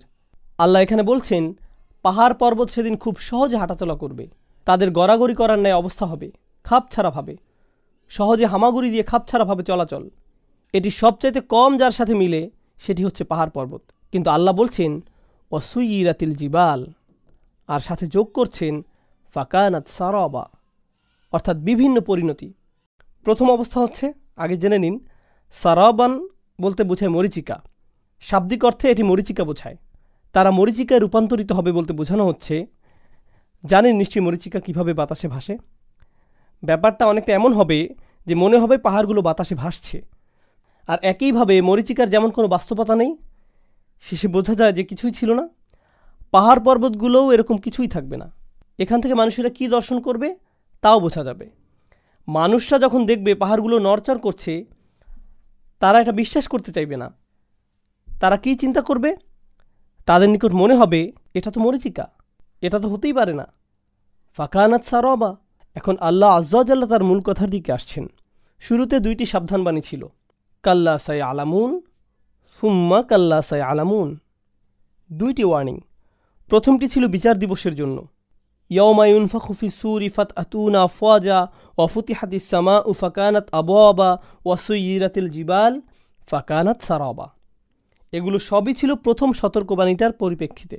ইয়াউমুল ফাসল, আল কিয়ামা, কাল্লা সায়ালামুন। দ্বিতীয়টা কী কারণে ছিল? একটু পরেই তারা জানতে পারবে যে এটা জাহান্নামের ব্যাপারে বলা হয়েছে। এটা দ্বিতীয়বার যখন তারা বুঝতে পারবে, তো প্রথমে কিয়ামা, তারপরে আন্নার। তো আমরা সামনে আগাই। এখন আমরা পরবর্তী দৃশ্য দেখতে পাব। ইন্না জাহান্নামা কানাত মিরসাদা। নিশ্চয়ই জাহান্নাম শুরু থেকে উৎপেতে অপেক্ষা করছে।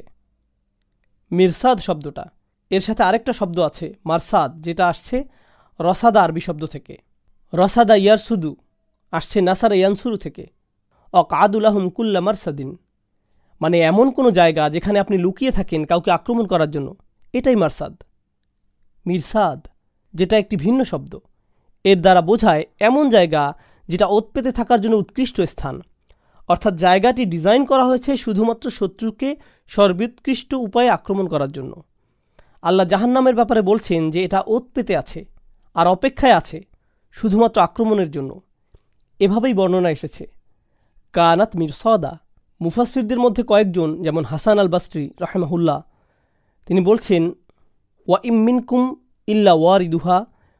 সূরা মারিয়ামে আল্লাহ তাআলা বলছেন, তোমাদের এমন কেউ অবশিষ্ট থাকবে না যার এর উপর দিয়ে যেতে হবে না। অর্থাৎ সকলকেই জাহান্নামের আগুনের উপর দিয়ে যেতে হবে। সেই ব্রিজ যেটাকে আসসিরাত বলা হয়, সকলে এর উপর দিয়ে যাওয়ার সময় জাহান্নামের অভিজ্ঞতা নেবে ইনশাআল্লাহ তাআলা, যখন আল্লাহ তার দয়ায় আমাদের এটা পার করিয়ে জান্নাতে প্রবেশ করাবেন। আচ্ছা, এখন ইন্না জাহান্নামা কানাত মিরসাদা, জাহান্নাম অপরাধীদের জন্য ওত পেতে থাকবে। বিশ্বাসীরা সহজেই পার পেয়ে যাবে, কিন্তু অবিশ্বাসীরা এতে পরাস্ত হবে। এটাই ইন্না জাহান্নামা কানাত মিরসাদা। তারপর জাহান্নাম কাদের জন্য ওত পেতে থাকবে? লিত্তাগিনা মাআবা, এটা অপেক্ষায় থাকবে আর তগিনদের জন্য। আল্লাহ বলেননি কাফিরদের জন্য, মুনাফিকদের জন্য, ফাসিকদের জন্য। অনেক শব্দ এখানে ব্যবহার করা যেত। নির্দিষ্টভাবে আল্লাহ এখানে যে শব্দটি ব্যবহার করেছেন আর তগিন, কেননা এটা ভিতরের বিষয় বলা হচ্ছে। কুফুর হচ্ছে মানুষের বাহ্যিক বিষয়, কিন্তু অন্তরে কি থাকে? আত্তুগিয়ান, বিদ্রোহ ভাব। আমি আমার মনে যা চাই তাই করব। এই দুনিয়ায় কিছু মানুষ যারা দেখতে জ্ঞানী, যেমন প্রফেসর, ফিলোসোফার, সায়েন্টিস্ট, ওনারা কিংবা যারা নাস্তিক, তারা ধর্ম মানতে চায় না। এর পেছনের কারণ এই না যে ওনাদের কাছে বড় বড় কোনো যুক্তি আছে। মূল কারণ হচ্ছে ওনারা নিজেদের মন যা চায় সেভাবেই চলতে চান। উচ্চতর কোনো কর্তৃপক্ষ ওনারা মানতে ইচ্ছুক নন। অন্যভাবে বললে, ওনারা অন্য যে কোনো আইন প্রণেতা কর্তৃপক্ষের বিরুদ্ধে বিদ্রোহ করতে চান। সব সমস্যার মূল এটাই কারণ। আর নাবা ইল আযীম, বা এ সম্পর্কিত কোনো কিছুতে তাদের কোনো আগ্রহ নেই। আম্মা ইয়াতাসাআলুন আনিন নাবা ইল আযীম। তাহলে তারা কি জন্য জিজ্ঞেস করছে? কারণ হচ্ছে তাদের তুগিয়ান, মানে লুকানো বিদ্রোহ ভাব। তো আল্লাহ বলছেন এই জাহান্নাম এটা কাদের জন্য উৎপেতে রয়েছে? যাদের অন্তরে এই বিদ্রোহ ভাব বিদ্যমান। তারপর আল্লাহ বলছেন মাআবা, এমন একটি জায়গা যেখানে তাদের যেতেই হবে। তারা বারবার পালাতে চাইবে, আর তাদের ধরে ধরে সেই জায়গাতে নিয়ে যাওয়া হবে। লিত্তাগিনা মাআবা, এমন স্থান যেখানে আপনি আশ্রয় নিতে ফিরে আসেন। এর থেকে আপনি বাঁচতে পারবেন না। আল্লাহ আজ্জা জাল্লা আমাদের জাহান্নামের আগুন থেকে রক্ষা করুক। মাআব শব্দটি একই সাথে মাজদার আর জারফ, তার মানে এর দ্বারা একই সাথে স্থান নেয়ার জায়গা আর সাথে নিজেই অবস্থান বোঝায়। যেভাবে সাধারণত এটার ব্যাখ্যা করা হয়, লাবিসিনা ফিহা আহকাবা, এটা খুবই গুরুত্বপূর্ণ একটি আয়াত, যেটার বোঝাপড়া নিয়ে একটু ভুল বোঝাবুঝি হয়। আমরা স্পষ্ট করব ইনশাআল্লাহ তাআলা। লাবিসা ইয়ালবাসু লাবসুন, লাবাসুন, লাবাসাতুন, এই শব্দগুলোর ব্যবহার করা হয় কোনো জায়গায় অনেকক্ষণ ধরে থাকা বোঝাতে। তো আত-তাগিন সায়াকুনু লাবিসিন, তারা সেখানে অনেক লম্বা সময় ধরে অবস্থান করবে। তারপর এই সময়কালকে আবার পরিমাণে দেখানো হয়েছে আহকবা শব্দটির দ্বারা। আহকব শব্দটি হচ্ছে হুকুব শব্দের বহুবচন। এই শব্দের ব্যাপারে অনেকেই মন্তব্য করেছেন, তবে বিখ্যাত হিসাবে আলী রাদিয়াল্লাহু তাআলা আনহুর মন্তব্যটি আমরা নিচ্ছি। তিনি বলেন, হুকবা হচ্ছে ৮০ বছর, যার প্রতিটি দিন আবার ১,০০০ বছরের সমান। কাতাদা রাদিয়াল্লাহু তাআলা আনহু আবার ভিন্ন মন্তব্য করেছেন। যাই হোক, যদি এটা ৮০ বছর হয়, যার প্রতিটা দিন ১,০০০ বছরের সমান, তারপরেও এটা কি অসীম নাকি সসীম? অবশ্যই সসীম। তাই মুফাসসিরুনরা অনেকে এখান থেকে মন্তব্য করেছেন যে জাহান্নামের আগুন একসময় ফুরিয়ে যাবে। তো কিছুটা আশা পাপীরাও রাখতে পারে। কিন্তু হাসান আল বাসরি রাহিমাহুল্লাহ এ বিষয়ে বলেন, আল্লাহ আজ্জা জাল্লা এখানে হুকবান বলেননি, বরং বলেছেন আহকবা, অর্থাৎ অনেকগুলো হুকবা, বহুবচন, যার মানে বোঝায় একটি হাক শেষ হলে আরেকটি শুরু হয়ে যাবে। যদি শুধু হুকবা বলা হতো তাহলে হয়তো আমরা বুঝতাম যে একটা ৮০ বছরের সেট, যেখানে প্রতিটা দিন ১,০০০ বছর, তারপর হয়তো ছুটি। কিন্তু না, এখানে বহুবচন ব্যবহৃত হয়েছে, যেটা অফুরন্ত। এর সাথে পরের আয়াতের তাফসিরেও ব্যাপারটা আরও স্পষ্ট। তো হাসান বসরি বলছেন, বহুবচন ইঙ্গিত করছে যে এর কোনো শেষ নেই। এক হাক শেষ হলে পরবর্তী হাক শুরু হয়ে যাবে, দ্বিতীয়টা শেষ করলে পরেরটা শুরু হচ্ছে, এভাবে চলতে থাকবে। তো আসলে এটা আশা নয়, বরং হতাশা বৃদ্ধি করে। কাফির হয়তো চিন্তা করবে, আমি একটা পূর্ণ হাক কাটিয়েছি, সম্ভবত আমার হয়ে গেছে। ভুল আশায় যখন সে খুশি হতে নিবে, পরবর্তী হুকবা শুরু হবে। তো এটা আসলে এক ধরনের মানসিক পীড়া যা আল্লাহ আজ্জা জাল্লা কাফিরদের জন্য করতে চাচ্ছেন। হাকবা বলতে মানসিক টর্চার বোঝাচ্ছে। অন্য জায়গায় আবাদা বলছেন আল্লাহ সুবহানাহু ওয়া তাআলা, যার দ্বারা চিরদিনের জন্য বোঝায়। আমি আবারও বাচ্চাদের উদাহরণটা টেনে আনি।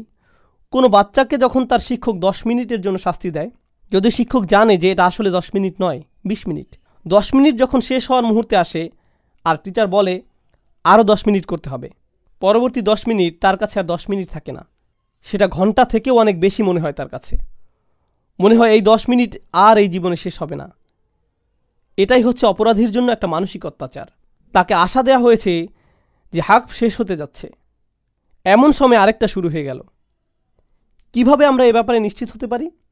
কেননা পরবর্তী আয়াতে আল্লাহ আজ্জা জাল্লা বলছেন, ফাযুকু ফালান নাযীদাকুম ইল্লা আযাবা।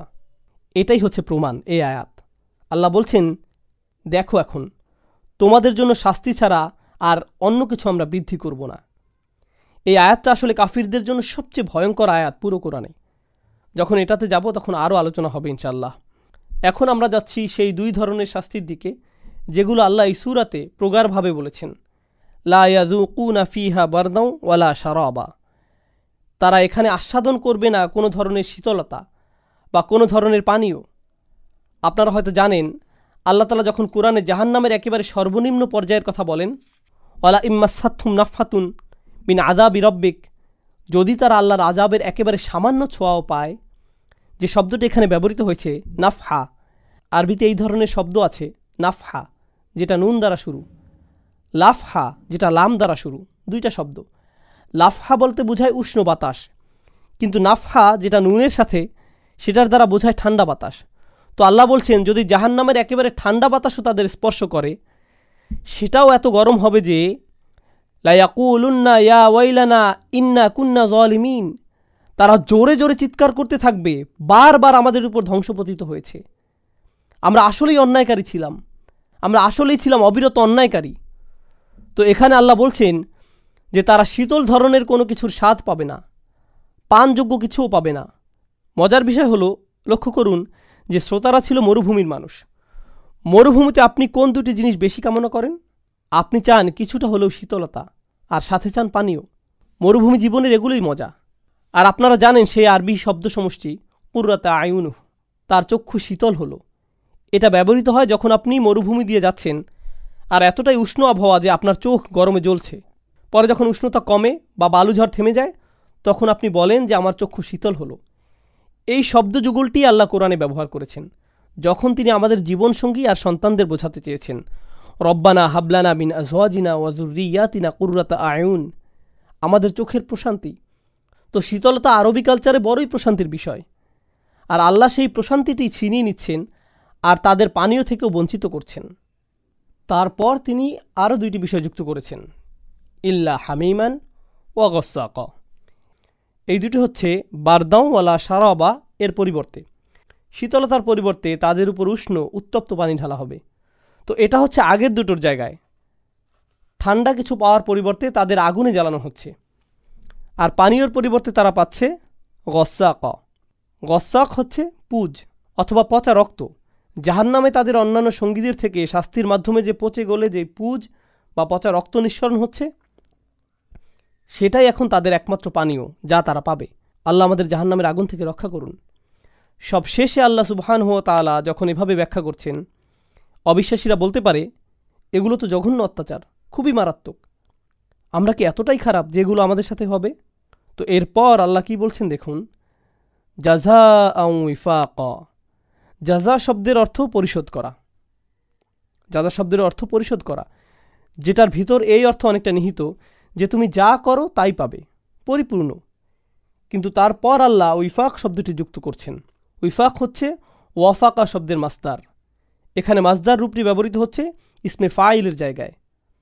আমরা এখানে যে শব্দটি আশা করছিলাম সেটা হচ্ছে জাযাআন মুওয়াফিকুন। এটাই আমরা এখানে আশা করেছিলাম সাধারণ আরবি অনুযায়ী। তবে যখন আপনি বলছেন ওয়িফাক, তার মানে এখানে এর চাইতে উত্তম, একেবারে যথার্থ শাস্তি আর কোনোটা হতে পারে না। অর্থাৎ এই শাস্তি হচ্ছে এই জাহান্নামীরা ঠিক যতটা প্রাপ্য ঠিক বরাবর ততটুকু, এক বিন্দু কমও না বেশিও না। জাযাআন ওয়িফাকা। আর কাফিররা চিন্তা করবে, আমি আসলে এত কী বা খারাপ করলাম যে আমার আজকে এই অবস্থা? আল্লাহ বলছেন এটা হচ্ছে একেবারে যথার্থ শাস্তি যা তোমার প্রাপ্য। এখানে অতিরিক্ত কিছুই করা হয়নি, কোনো অন্যায় কিছুই চাপিয়ে দেওয়া হয়নি। এটাই ন্যায় বিচার। কোনো জুলুম করা হয়নি, যা তোমার পাওনা ঠিক তাই দেয়া হলো। তাহলে এমন কি কাজ আমি করলাম বলুন? ইন্নাহুম কানু লা ইয়ারজুনা হিসাবা। এখন এখানে বিষয়টিতে বিস্তারিত ইঙ্গিত দেওয়া হচ্ছে, এরাই হচ্ছে সেই মানুষ যারা কখনোই আশাই করেনি হিসাবের ব্যাপারে, তাদের কোনো প্রত্যাশা ছিল না। এখানে শব্দচয়নের দিকে লক্ষ্য করুন। আল্লাহ আযজা ওয়া জাল্লা বলছেন না যে এই মানুষরা জানতো, ইয়াতাওয়াক্কাউন, তাদের বিচার দিবসের তাওয়াক্কু ছিল, তারা জানতো হিসাবের ব্যাপারে, এমন বলেননি। না, বরং তারা আশাই করেনি। এখানে স্পষ্ট পার্থক্য রয়েছে। যখন আপনি জানেন না, এর মানে হচ্ছে আপনার কোনো ধারণাই নেই। কিন্তু যখন আপনি আশা করেন না, এর মানে আপনি এ ব্যাপারে শুনেছেন, আপনার জানা আছে বা আন্দাজ করছেন যে এটা আসছে, কিন্তু আপনার আশা ভরসা আপনি এমন করে রাখছেন যে এটা না হোক, আর আপনি আপনার মিথ্যা প্রত্যাশার দ্বারা প্রতারিত হচ্ছেন। সেজন্যই আল্লাহ কোরআনে বলছেন, তাদেরকে তাদের মিথ্যা আশার দ্বারা প্রতারিত হতে দাও। মিথ্যা আশা কি? সেটা হচ্ছে এই পরকাল, বিচার দিবস। আমার সব কাজকর্মের হিসাব সামনে আনা, এগুলো সম্ভবত কখনোই হবে না। দুঃখের বিষয় হচ্ছে বর্তমানে এই ধরনের চিন্তাভাবনা আমাদের মুসলিমদের মধ্যেও দেখা যায়। হয়তো আপনার পরিবারের মধ্যেও সেটা আছে। আপনি হয়তো পরিবারের কাউকে স্মরণ করাচ্ছেন, শোনো, আমাদের কাজকর্মের জন্য আল্লাহর কাছে আমাদের জবাবদিহি করতে হবে। যা বলছি তার হিসাব হবে, যা করছি তার হিসাব হবে, কিভাবে উপার্জন খরচ করছি সবই একদিন বিচার করা হবে। আর আপনার পরিবারের সেই ব্যক্তি আপনাকে বলবে, আরে তুমি আমাকে বিষণ্ণ করে তুলছো, আমি এই ব্যাপারে কথা বলতে চাই না।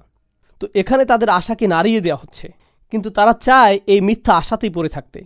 এরকম আমাদের আগের আহলে কিতাবদের মধ্যেও হয়েছে। আল্লাহ বলেন, তিলকা আমানিয়ুহুম, এগুলো হচ্ছে তাদের মনের ইচ্ছা বাসনা।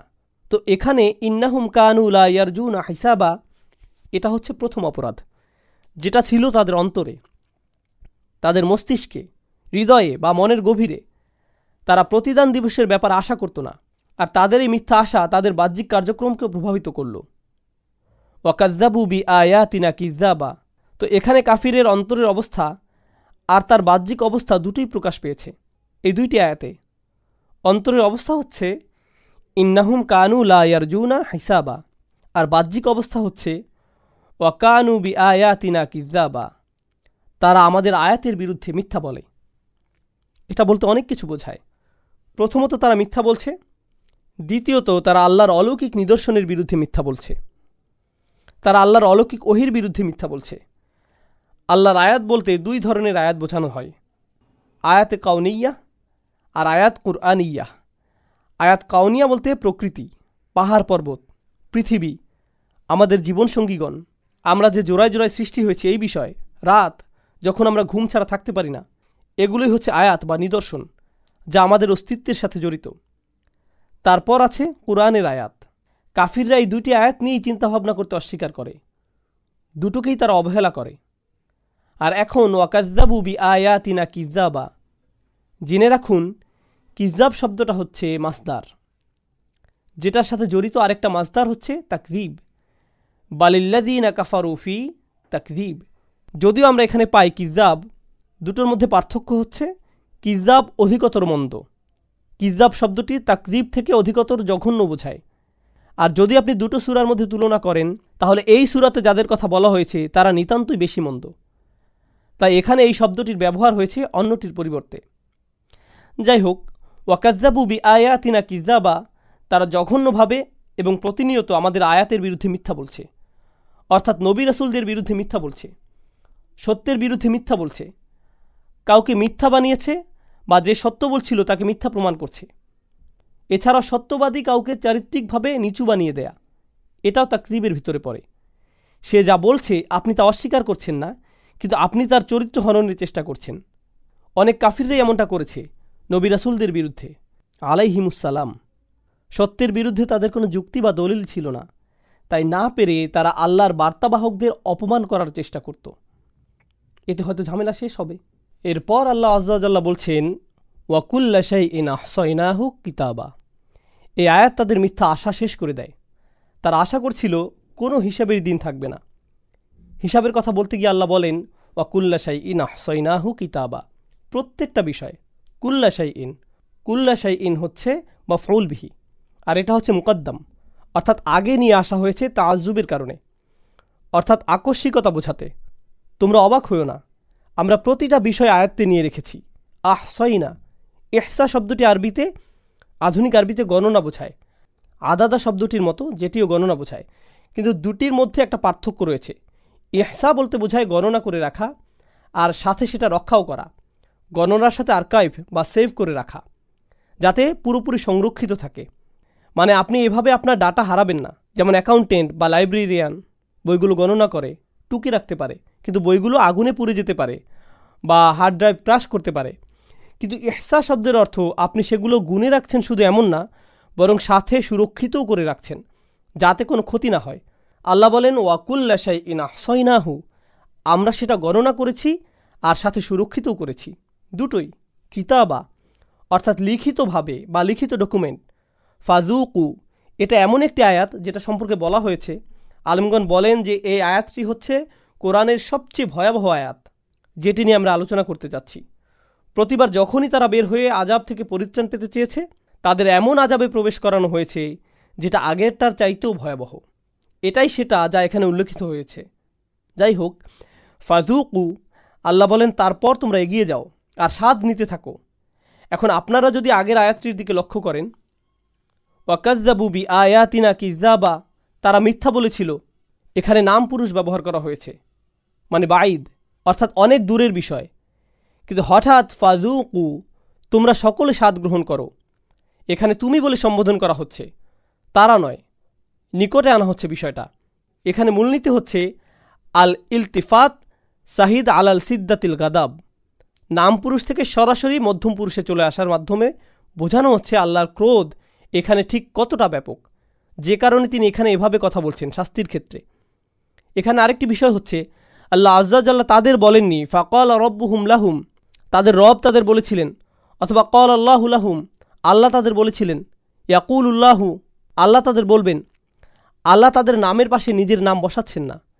জাহান্নামীদের পাশে আল্লাহ নিজের নাম বসান না। কোরআনের বিভিন্ন জায়গায় আপনারা দেখতে পাবেন কিলা শব্দটি তাদের বলা হয়েছিল, অথবা তাদের বলা হবে। আল্লাহ তাদের দিকে এমনকি ফিরছেনও না। ওয়ালা ইয়ানজুরু ইলা ইয়াউমুল কিয়ামা ওয়ালা ইউযাক্কিহিম ওয়ালা ইউকাল্লিমুহুমুল্লাহ। সাথে আল্লাহ এটাও বলছেন আল্লাহ সরাসরি তাদের সাথে কথা বলবেন না, তো তাদের এভাবে বলা হবে। কিন্তু অন্যান্য আলেমদের মত অনুযায়ী বিচার দিনের সময় আল্লাহ তাদের উদ্দেশ্য করে বলবেনই না, সরাসরি বলবেনই না। এটা হচ্ছে তাদের শাস্তির অংশ, যে তিনি তাদের দিকে ফিরেও তাকাবেন না। জাহান্নামের আগুন হতে আল্লাহ আমাদের রক্ষা করুন।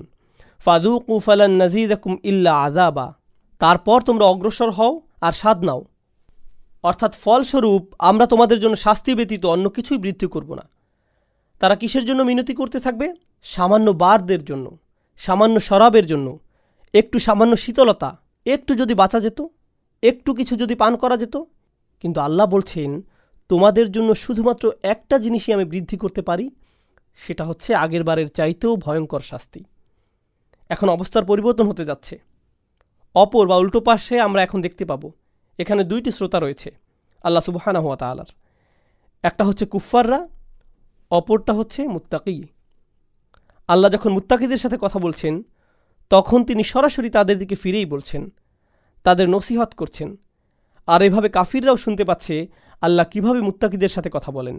তাই আপনাদের বুঝতে হবে আল্লাহ কিভাবে কথা বলেন ভিন্ন ভিন্ন শ্রোতার ক্ষেত্রে, আর যা বলা হচ্ছে তার মর্ম আসলে কি। আল্লাহ সুবহানাহু ওয়া তাআলা এখন মুত্তাকিদের দিকে ফিরছেন। ইন্নালিল মুত্তাকিনা মাফাজা, এটা শুধুমাত্র যাদের তাকওয়া আছে তাদের জন্য, মুমিনদের জন্য বলা হয়নি, যারা ঈমান এনেছে এভাবে বলা হয়নি, বলা হয়েছে ইন্নালিল মুত্তাকিনা। কিন্তু কেন কেন তাকওয়ার কথা বলা হয়েছে মনে করেন? তাকওয়া শব্দটি দুইভাবে অর্থ হয়। এক হচ্ছে ভয়, আমরা সচরাচর এভাবেই করতে দেখি, কিন্তু এটা সঠিক নয় পুরোপুরি। ভয় হচ্ছে আরবিতে খৌফ, যেমন কোরআনে আছে ইন্নী আখাফুল্লাহ, যখন ইবলিস বলে ইন্নী আখাফুল্লাহ রব্বিল আলামিন। কিন্তু এখানে তাকওয়া বলতে বোঝানো হয়েছে সেই সাবধানতা অবলম্বন যা আপনি করে থাকেন ভয়ের ফলস্বরূপ। ভয়ের কারণে আপনি ঠিক যা যা করে থাকেন, যখন আপনি ঘর ঠিকমতো লক করেন, ভালোভাবে চেক করে ঘুমাতে যাচ্ছেন, আপনি তাকওয়ার প্র্যাকটিস করছেন। যখন হজে যাওয়ার আগ মুহূর্তে আপনি কাগজপত্র, পাসপোর্ট ইত্যাদি ভালোভাবে দেখে বুঝে নিচ্ছেন, আপনি তাকওয়ার চর্চা করছেন। ফাতাজাওয়াদু ফা ইন্না খায়রা যাদুন আত-তাকওয়া। তো তাকওয়া হচ্ছে সতর্কতামূলক কাজকর্ম করে নেয়া। আক্ষরিকভাবে আল্লাহ আজ্জা জাল্লা আমাদের কোরআনে বলছেন ফাত্তাকুন্নার, জাহান্নামের আগুন থেকে বাঁচতে সতর্ক হও, এমন কাজকর্ম করো যাতে করে শেষে জাহান্নামের আগুনে পুড়তে না হয়। এটাই তাকওয়া। তো সাবধান থাকো, খুঁতখুঁতে থাকো নিজের কাজকর্মের ব্যাপারে, কারণ সাবধানে না থাকলে শেষে বিপদে পড়তে হতে পারে। এরাই হচ্ছে তাকওয়াবান মানুষ। তাকওয়া অনুভূতির চাইতেও বেশি কিছু বোঝায়। এটা এমন অনুভূতি যার পরিণতি আমাদের কিছু না কিছু করতে বাধ্য করে। আপনি কিছু করেন যাতে নিজে বাঁচতে পারেন, নিজেকে সাহায্য করেন, এটাই তাকওয়া। ইন্নালিল মুত্তাকিনা, সেসব মানুষ যাদের ভয় ছিল, যারা সাবধান ছিলেন, তাদের ভয় ছিল যে কাজের পরিণতি ভোগ করতে হবে, আর সেই ভয়কে তারা কাজে রূপান্তর করেছিল। শুধুমাত্র তাদের জন্য আছে মাফাজা। মাফাজ শব্দটি মাস্তার আর জারফ দুটোই হতে পারে। এর দ্বারা বোঝায় তারা সফল হতে পারে, সাথে সফলতা উদযাপনের স্থানও তারা পেতে পারে, আর এর সাথে নির্দিষ্ট সময়ও তারা পেতে পারে। যখন তারা তাদের সফলতা উদযাপন করবে, তিনটা অর্থ পাওয়া যাচ্ছে কেবল একটা শব্দ থেকে, মাফাজান শব্দটি। আবারও এর দ্বারা বোঝায় শুধুমাত্র তাকওয়াবান মানুষেরাই সফল। সফলতা হিসাবে নির্দিষ্ট জায়গাও থাকবে, যেটা জরফ মাকান, সফলতার স্থান অর্থাৎ জান্নাত। মাফাজ শব্দের অর্থ এছাড়াও সফলতার সময়কাল বোঝায়, মানে বিশ্বাসীদের অবশ্যই ধৈর্যশীল হতে হবে, শীঘ্রই তারা পাবে। এখন হয়তো পাচ্ছে না, কিন্তু নিঃসন্দেহে শীঘ্রই তারা পেতে যাচ্ছে একটা নির্দিষ্ট সময়ে। হাদাইকা ওয়া আনাবা, এরপর আল্লাহ বিবরণ দিচ্ছেন অন্তত পক্ষে যে স্থানে তারা থাকবে সেটার হাদাইকা অর্থাৎ বাগান। আরবিতে হাদাইক শব্দটি বেশ মজার। এর দ্বারা বোঝায় এমন কোনো বাগান যেটার উঁচু দেয়াল বা বেড়া রয়েছে, মানে এটি দ্বারা সংরক্ষিত কোনো বাগান বোঝায় যেটাতে কেবল মালিক একাই যেতে আসতে পারবে। এটাই হাদিকাহ বা জান্নাত শব্দটি হতে একটু ভিন্ন। এছাড়াও হাদাইকা শব্দটির সাথে জড়িত একটি শব্দ হচ্ছে হাদাকা, যার দ্বারা বোঝায় চোখের মণি, কেননা এটা একটা চমৎকার বন দ্বারা পরিবেষ্টিত। অর্থাৎ এমন একটি বাগানের কথা বলা হচ্ছে যা কিনা বিভিন্ন রঙের মিশ্রণ, বর্ণ দ্বারা বৈশিষ্ট্যমণ্ডিত। হাদাইকা বলতে এমন একটি বাগানই বোঝায়। হাদাইক এখানে বহুবচন, অনেকগুলো বাগান। ও আনাবা মানে আঙুর, এটি এমন এক খাবার যাতে ইতিমধ্যেই পানীয় মজুদ আছে, একের ভিতরে দুই। সুবহানাল্লাহ। ও কাওয়াইবা আতরাবা, কাওয়াইব হচ্ছে কাইব শব্দের বহুবচন, যার অর্থ হচ্ছে খুবই আকর্ষণীয়, সুন্দরী তরুণী, যাদেরকে আতরাবা বলা হয়েছে। তারা একের অধিক থাকবে বিশ্বাসীদের জন্য। আর আতরাব মানে হচ্ছে তারা সমবয়সী হবে, তারা একে অপরের জন্য খুবই উপযুক্ত সঙ্গী হবে, আতরাবা। তারপর আল্লাহ বলছেন ওয়াকাসান দিহাকা, কাস শব্দটি বর্তমানে বোঝায় কাপ অথবা গ্লাস। ক্লাসিক্যাল আরবিতে কাস শব্দটি ঠিক তখনই ব্যবহার হতো যখন সেটি কোনো মদ বা দামি পানীয় দ্বারা পূর্ণ থাকত। শুধুমাত্র এক্ষেত্রেই তারা কাস শব্দটিকে গ্লাস বোঝাতে ব্যবহার করত, অন্যথায় অন্য শব্দের প্রয়োগ হতো। এখানে বলা হয়েছে ওয়াকাসান দিহাক, মানে খুবই দামি অথবা ভিনদেশি কোনো পানীয়। তারপর দিহাক শব্দের অর্থ উজ্জ্বল ও পরিপূর্ণ, দীপ্তিমান, অর্থাৎ সেই পানীয়র বর্ণ হবে ভিন্ন ধরনের, সাধারণ নয়, আর সেটি হবে পরিপূর্ণ, ঠিক যেমন পার্টি বা উৎসবে থাকে। এরপর আল্লাহ বলেন লা ইয়াসমাউনা ফিহা লাগওয়ান ওয়ালা কিযাবা। সুবহানাল্লাহ। তারা সেখানে সেই সকল বাগানগুলোতে কোনো ধরনের লাগওন বা কিযাব শুনতে পাবে না। লাগওন শব্দের অর্থ হচ্ছে অপ্রয়োজনীয় কথাবার্তা, আর কিযাব হচ্ছে কেউ যে কোনো কারো বিরুদ্ধে মিথ্যা বলে। এমন যে কোনো দুইটি বিষয় আলাদাভাবে আল্লাহ উল্লেখ করেছেন। সূরার শুরুতে ছিল আম্মা ইয়াতাসাআলুনা আনিন নাবাইল আযীম আল্লাযী হুম ফীহি মুখতালিফুন। এগুলোই ছিল লাগওন। আল্লাহ বলছেন, বিশ্বাসীরা তোমাদের চিন্তা নেই, যখন তোমরা জান্নাতে আসবে এখানে তোমরা অযথা কথাবার্তা শুনতে পাবে না। ওয়ালা তাসমাউন্না মিনাল্লাযীনা উতুল কিতাবা মিন ক্বাবলিকুম ওয়া মিনাল্লাযীনা আশরাকু আযান কাসীর। এই দুনিয়াতে সূরা আল ইমরানে আল্লাহ বলছেন, তোমাদের অনেক কষ্টকর আলাপ আলোচনা কানে নিতে হয়, অসংখ্য কষ্টকর শব্দ তোমাদের সহ্য করতে হয় কাফিরদের থেকে। এমনকি রাসূলকেও বলা হয়েছে ফাসবির সবরান জামিলা, এই জীবনে শুধু একটু ধৈর্য ধরে যাও সুন্দরভাবে। অসবির আলা মা ইয়াকুলুনা ওয়াহজুরহুম হাজরান জামিলা, তাদের কথাতে ধৈর্য ধারণ করো। এখানে আল্লাহ আমাদের বলছেন যে এদের ব্যাপারে দুশ্চিন্তা করো না, যখন তোমরা এখানে চলে আসবে এসব আজে বাজে কিছুই তোমাদের শুনতে হবে না। লা ইয়াসমাউনা ফিহা লাগওয়ান ওয়ালা কিযাবা। অপর বিষয়টি, বিশ্বাসীরা যারা দিনের জন্য কাজ করে তারা সর্বদা কী শুনতে পায় জানেন? কিযাব। তারা মিডিয়াতে কিযাব শুনতে পায়, তাকযীব শুনতে পায় যখন মানুষজন নবী রাসূলদের বিরুদ্ধে মিথ্যা বলে, তাদের নামে আজে বাজে কথাবার্তা ছড়ায়, মানহানি করতে চেষ্টা করে, আল্লাহর কিতাব সম্পর্কে মিথ্যা শুনতে থাকে। এগুলো সবই কিযাব। এগুলি হচ্ছে কষ্টের, দুঃখের বিষয় বিশ্বাসীদের জন্য। তাই আল্লাহ বলছেন, তোমাদের এসব কথাবার্তা দ্বারা আর কষ্ট সহ্য করতে হবে না। লা ইয়াসমাউনা ফিহা লাগওয়ান ওয়ালা কিযাবা জাযাআম মির রাব্বিকা। আর এই সকল চমৎকার বিবরণের ব্যাপারে প্রথমেই আল্লাহ বলছেন জাযাআম মির রাব্বিকা। লক্ষ্য করুন, কুফফারদের ব্যাপারে প্রথমে আল্লাহ বলেছিলেন জাযাআন উইফাকা, তারপর থেমে গিয়েছিলেন। উইফাক মানে যথাযথ, কমও না বেশিও না, বরাবর। আল্লাহ জান্নাতের জন্য উইফাক শব্দটি ব্যবহার করেননি। কেন? কারণ তিনি আমাদের যতটুকু প্রাপ্ত ততটুকুন তো দিবেনই, সাথে আরও দিবেন। সেই জন্যই তিনি শুধু জাযাআম মির রব্বিক বললেন, সাথে এখানে তিনি রব্বিকা শব্দটি উল্লেখ করেছেন। রব বলতে আস-সাইয়্যিদ, মুর্শিদ, মুরব্বি, আল মুতি ইত্যাদি সবই বোঝায়।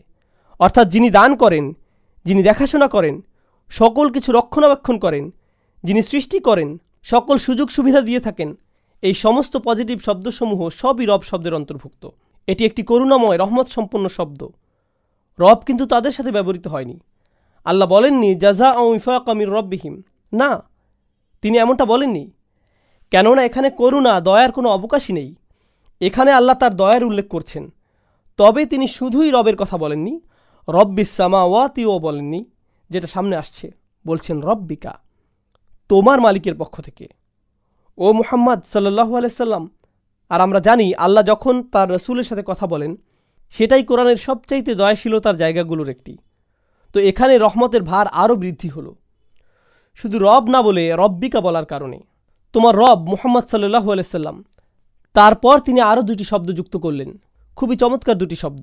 আমরা আগে থেকেই জানি এখানে আরও শব্দ আসবে, কেননা তিনি উইফাক শব্দটি ব্যবহার করেননি।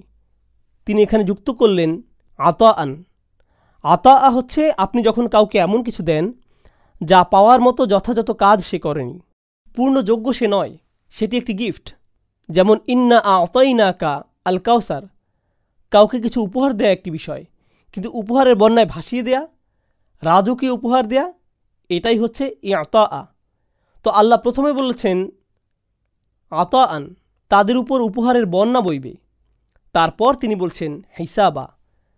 যারা উর্দুভাষী মানুষ আছেন মনে করবেন না যে এটা উর্দু হিসাব বোঝানো হচ্ছে, সাবধান, এটা সেই হিসাব নয়। কাতাদা রাদিয়াল্লাহু আনহু বিষয়টা সুন্দরভাবে ব্যাখ্যা করেছেন। কখনো কেউ বলে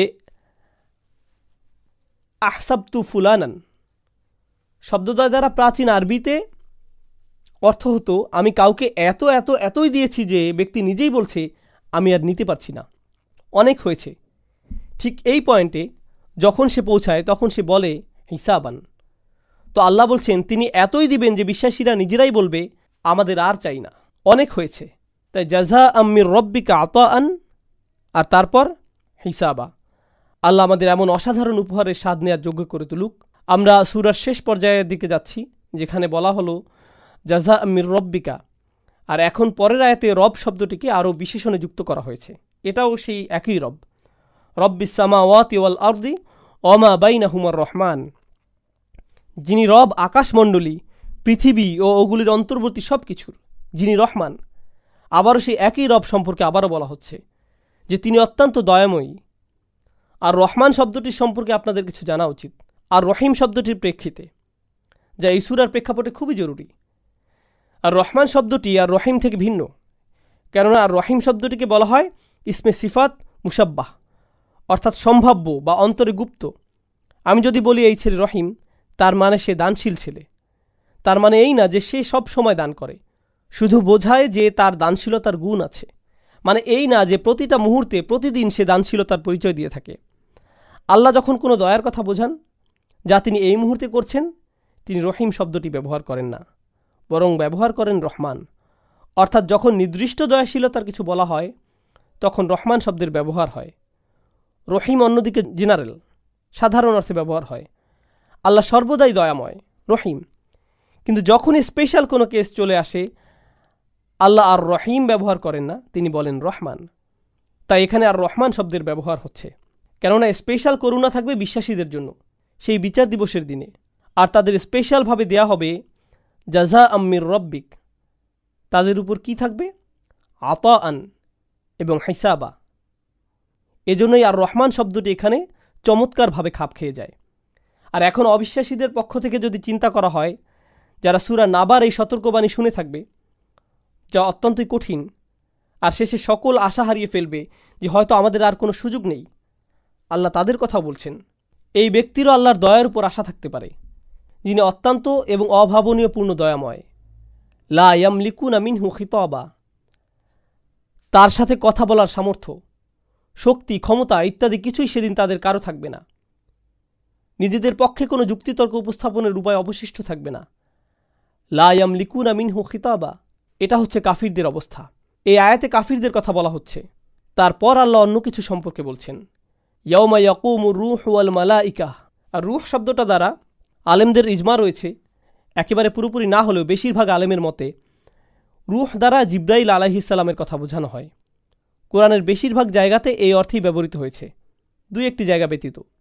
এখানে পুরোপুরি ইজমা রয়েছে যে রূহ দ্বারা এখানে জিব্রাইল আলাইহিস সালামকেই বোঝানো হয়েছে। তো সেদিন জিব্রাইল আলাইহিস সালাম রূহ দাঁড়িয়ে যাবেন, আর সাথে ফেরেশতারাও। আর রূহু আল মালাইকা। মজার বিষয় হচ্ছে কোরআনের অন্যান্য জায়গায় আমরা ভিন্ন ক্রম দেখতে পাই, তানাজ্জালুল মালাইকাতু আর রূহ। সাধারণত আমরা দেখি আগে ফেরেশতা পরে রূহ, ফেরেশতা ও রূহ, কিন্তু এখানে দেখছি আগে রূহ পরে ফেরেশতা। সাধারণ ক্রমটির উল্টো রূপ কেন? বালাগাতের একজন বড় জ্ঞানী আল শারাউই রহমাহুল্লাহ এ ব্যাপারে বলেন, যখন আপনি নড়চড়, বিচলন বা অবস্থানের পরিবর্তন দেখতে পাবেন তখন লক্ষ্য করবেন যে মালাইকায়ের ব্যবহার হয়েছে। আর যখন আপনি দেখবেন দায়িত্বের কথা বলা হচ্ছে, ফেরেশতাদের মধ্যে কার দায়িত্ব সবচাইতে বেশি বলে মনে করেন? হ্যাঁ, জিব্রাইল আলাইহিস সালাম। এজন্য ওনার নাম প্রথমে নেওয়া হয়েছে। এখানে সর্বোচ্চ পর্যায়ের দায়িত্বের কথা বলা হচ্ছে, পরকালে ও আল্লাহর সামনে উপস্থিত হওয়া। এজন্য জিব্রাইল আলাইহিস সালামের নাম প্রথমে এসেছে। ইয়াউমা ইয়াকুমুর রূহু ওয়াল মালাইকা। বিষয়টা বোঝার আরেকটা সুবিধা হচ্ছে, মনে আছে আপনাদের মুশরিকদের আখিরাত সম্পর্কে ভিন্ন ভিন্ন বিশ্বাস ছিল। তাদের একটি বিশ্বাস এমন ছিল যে ফেরেশতারা এসে আমাদের বাঁচাবে, কারণ আমরা এই ফেরেশতাদের প্রার্থনা করি, আর তারা স্বয়ং আল্লাহর কন্যা সন্তান, মাআযাল্লাহ। এখন ফেরেশতাদের মধ্যে সবচাইতে সেরাকে? আর রূহ। আল্লাহ বলছেন এমনকি এই রূহ আর সকল ফেরেশতারাও আল্লাহ সুবহানাহু ওয়া তাআলার সম্মুখে দাঁড়াবে সফফান, একেবারে সোজা লাইনে, লা ইয়াতাকাল্লামুন, তারা কোনো শব্দ করবে না। তো তারা যখন আগের আয়াত তেলাওয়াত করল, কাদের কথা বলার যোগ্যতা ছিল না? কাফিরদের। তাই তারা আশা করেছিল হয়তো ফেরেশতারা আমাদের জন্য কথা বলবে। কিন্তু পরের আয়াতেই কারা আর কোনো আওয়াজ করছে না? ফেরেশতাগণ। লা ইয়াতাকাল্লামুন, তারা একটি শব্দ উচ্চারণ করবে না। ইল্লা মান আযিনা লাহুর রহমান, শুধুমাত্র সে বলবে যাকে পরম করুণাময় অনুমতি দিয়েছেন, আর রহমান যাকে অনুমতি দিয়েছেন। ওয়া ক্বালা সাওয়াবা, আর যদি কেউ বলেও সে শুধু ততটুকুই বলবে যতটুকু সত্য হয়, যা মানদণ্ডে উত্তীর্ণ হয়। এখানে একটি বিষয়, ক্বালা মানে ইয়াকুলু নয়, আল্লাহ বলেন ইয়াকুলু সাওয়াবা। যদিও তিনি বলেন ইয়াউমা ইয়াকুবুর রূহ আর লা ইয়াতাকাল্লামুন, দুটোই মুদারে ফর্ম, অর্থাৎ বর্তমানকাল, কিন্তু এখানে তিনি অতীতে চলে গেলেন। এর থেকে বোঝা যায় যদি বিচার দিবসে কেউ কথা বলেও সেই কথা বেশ সময় সাপেক্ষ হবে না, খুবই ছোট পরিসরে বলবে, কেননা তাদের নিজেদের সুযোগ কম আর তাদের বলা হবে বেশি। ওয়া ক্বালা সাওয়াবা, যদিও সে কিছু বলে থাকে সেটা একেবারে যথাযথ সামান্য কথা হবে, এতটুকুই। এখন যালিকাল ইয়াউমুল হক, ব্যাকরণগতভাবে তিনটি উপায়ে এই বাক্যের দিকে তাকানো যায়। একটা হচ্ছে যালিকা এখানে মুবতাদা, ইয়াউমুল হক হচ্ছে খবর, যার দ্বারা অর্থ হবে সেটাই হচ্ছে সেই সত্য দিবস। অনুবাদ দাঁড়াবে সেটাই সেই সত্য দিবস। আরেকটা উপায় হচ্ছে যালিকাল ইয়াউম আল হক, সেই দিবস সেটাই হচ্ছে সত্য। যালিকাল ইয়াউম হচ্ছে মুবতাদা আর আল হক হচ্ছে খবর, যালিকাল ইয়াউমুল হক। আর এটা ব্যাখ্যার তৃতীয় উপায় হচ্ছে এখানে হাসব ধরে নেয়া, ইলামু হুয়া যালিকা ইয়াউমুল হক, তোমাদের জানা উচিত এটাই সেই দিবস যার আগমন আসন্ন। এটা সর্বসাকুল্যে একটি খণ্ডিত বাক্য। সব মিলে এখানে আর রাজির মন্তব্যটি সঠিকের কাছাকাছি, যা অন্যান্য মুফাসসিরগণও স্বীকৃতি দিয়েছেন। সেটা হচ্ছে যালিকাল ইয়াউম হচ্ছে মুবতাদা আর আল হক হচ্ছে খবর, অর্থাৎ নিঃসন্দেহে সেই দিবসই চূড়ান্ত সত্য। সাধারণত আরবি বাক্যে বিধেয় বা পরের অংশে আল থাকে না। যালিকা ইয়াউমুন আল হাক্কুন হচ্ছে সাধারণ, কিন্তু আপনি যদি আল দিয়ে দেন আগে তাহলে এটি হাসরাহ হয়ে যায়, অর্থাৎ সেদিনের মতো অন্য কোনো সত্য নেই। ফামান শাআ আত্তাখাযা ইলা রব্বিহি মাআবা, যে ইচ্ছা করে তাকে রবের মাআব খুঁজে নিতে দাও। ইত্তাখাযা শব্দের অর্থ কোনো কিছু ধরে রাখা, পাকড়াও করে রাখা, শুধু ধরা নয় একেবারে ধরে রাখা, অর্থাৎ যে আসলেই চায় তাকে পথ আঁকড়ে ধরে থাকতে দাও, যা তাকে তার রবের দিকে নিয়ে আসবে। এখানে আছে মাআব শব্দটি, যা আগের সূরাতেও ব্যবহৃত হয়েছে। আল্লাহ আযজা ওয়া জাল্লা জাহান্নামকে মাআব বলেছেন।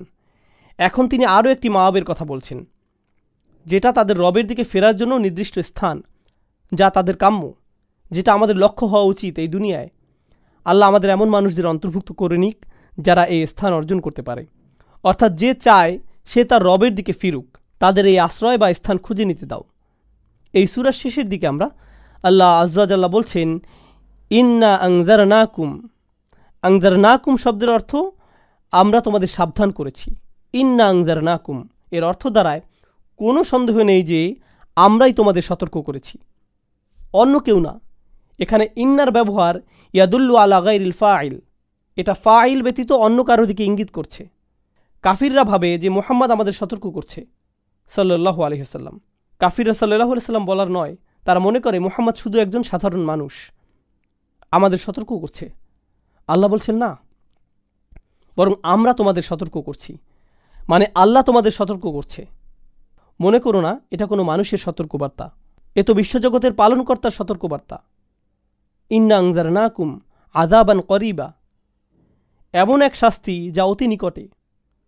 অন্য জায়গায় আল্লাহ বলছেন ইন্নাহুম ইয়ারাউনাহু বাঈদান ওয়া নারাহু করিবান, তারা এটাকে অনেক দূরে দেখছে কিন্তু আমরা দেখছি নিকটে। আযাবান করিবান, আমরা এই সম্পর্কে আগেও আলোচনা করেছি, মনে আছে? কাল্লা সায়ালামুন সুম্মা কাল্লা সায়ালামুন, এখানে সা ছিল অতি নিকটে বোঝার জন্য, এখন পরিণতিও অতি নিকটে বোঝাচ্ছে।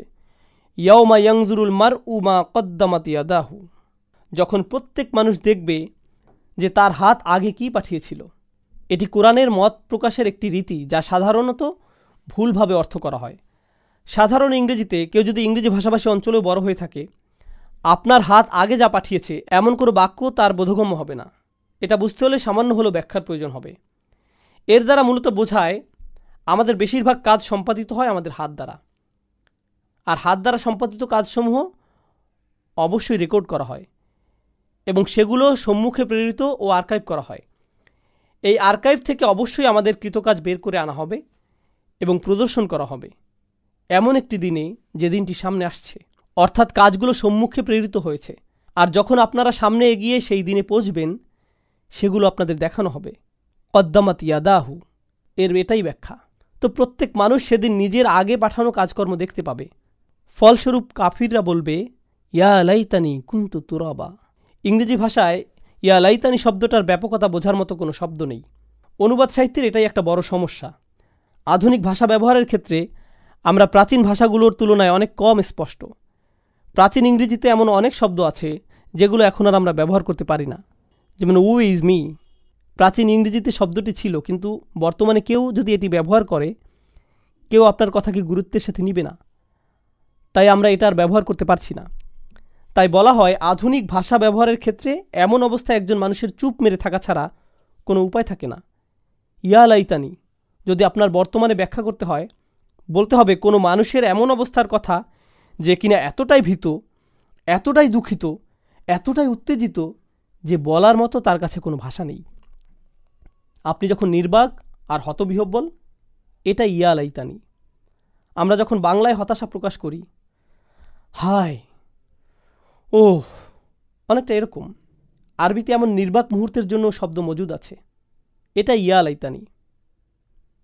ধ্বংস পতিত হয়েছে আমার উপর, তবে যার উপর এই ধ্বংসের পতন ঘটেছে সে কিছুই বলতে পারবে না। আল্লাহ মূলত এখানে সেই ব্যক্তির অনুভূতির প্রকাশ ঘটাচ্ছেন। কুনতু তুরাবা, হায়, যদি কোনোভাবে আমি মাটি হয়ে যেতাম।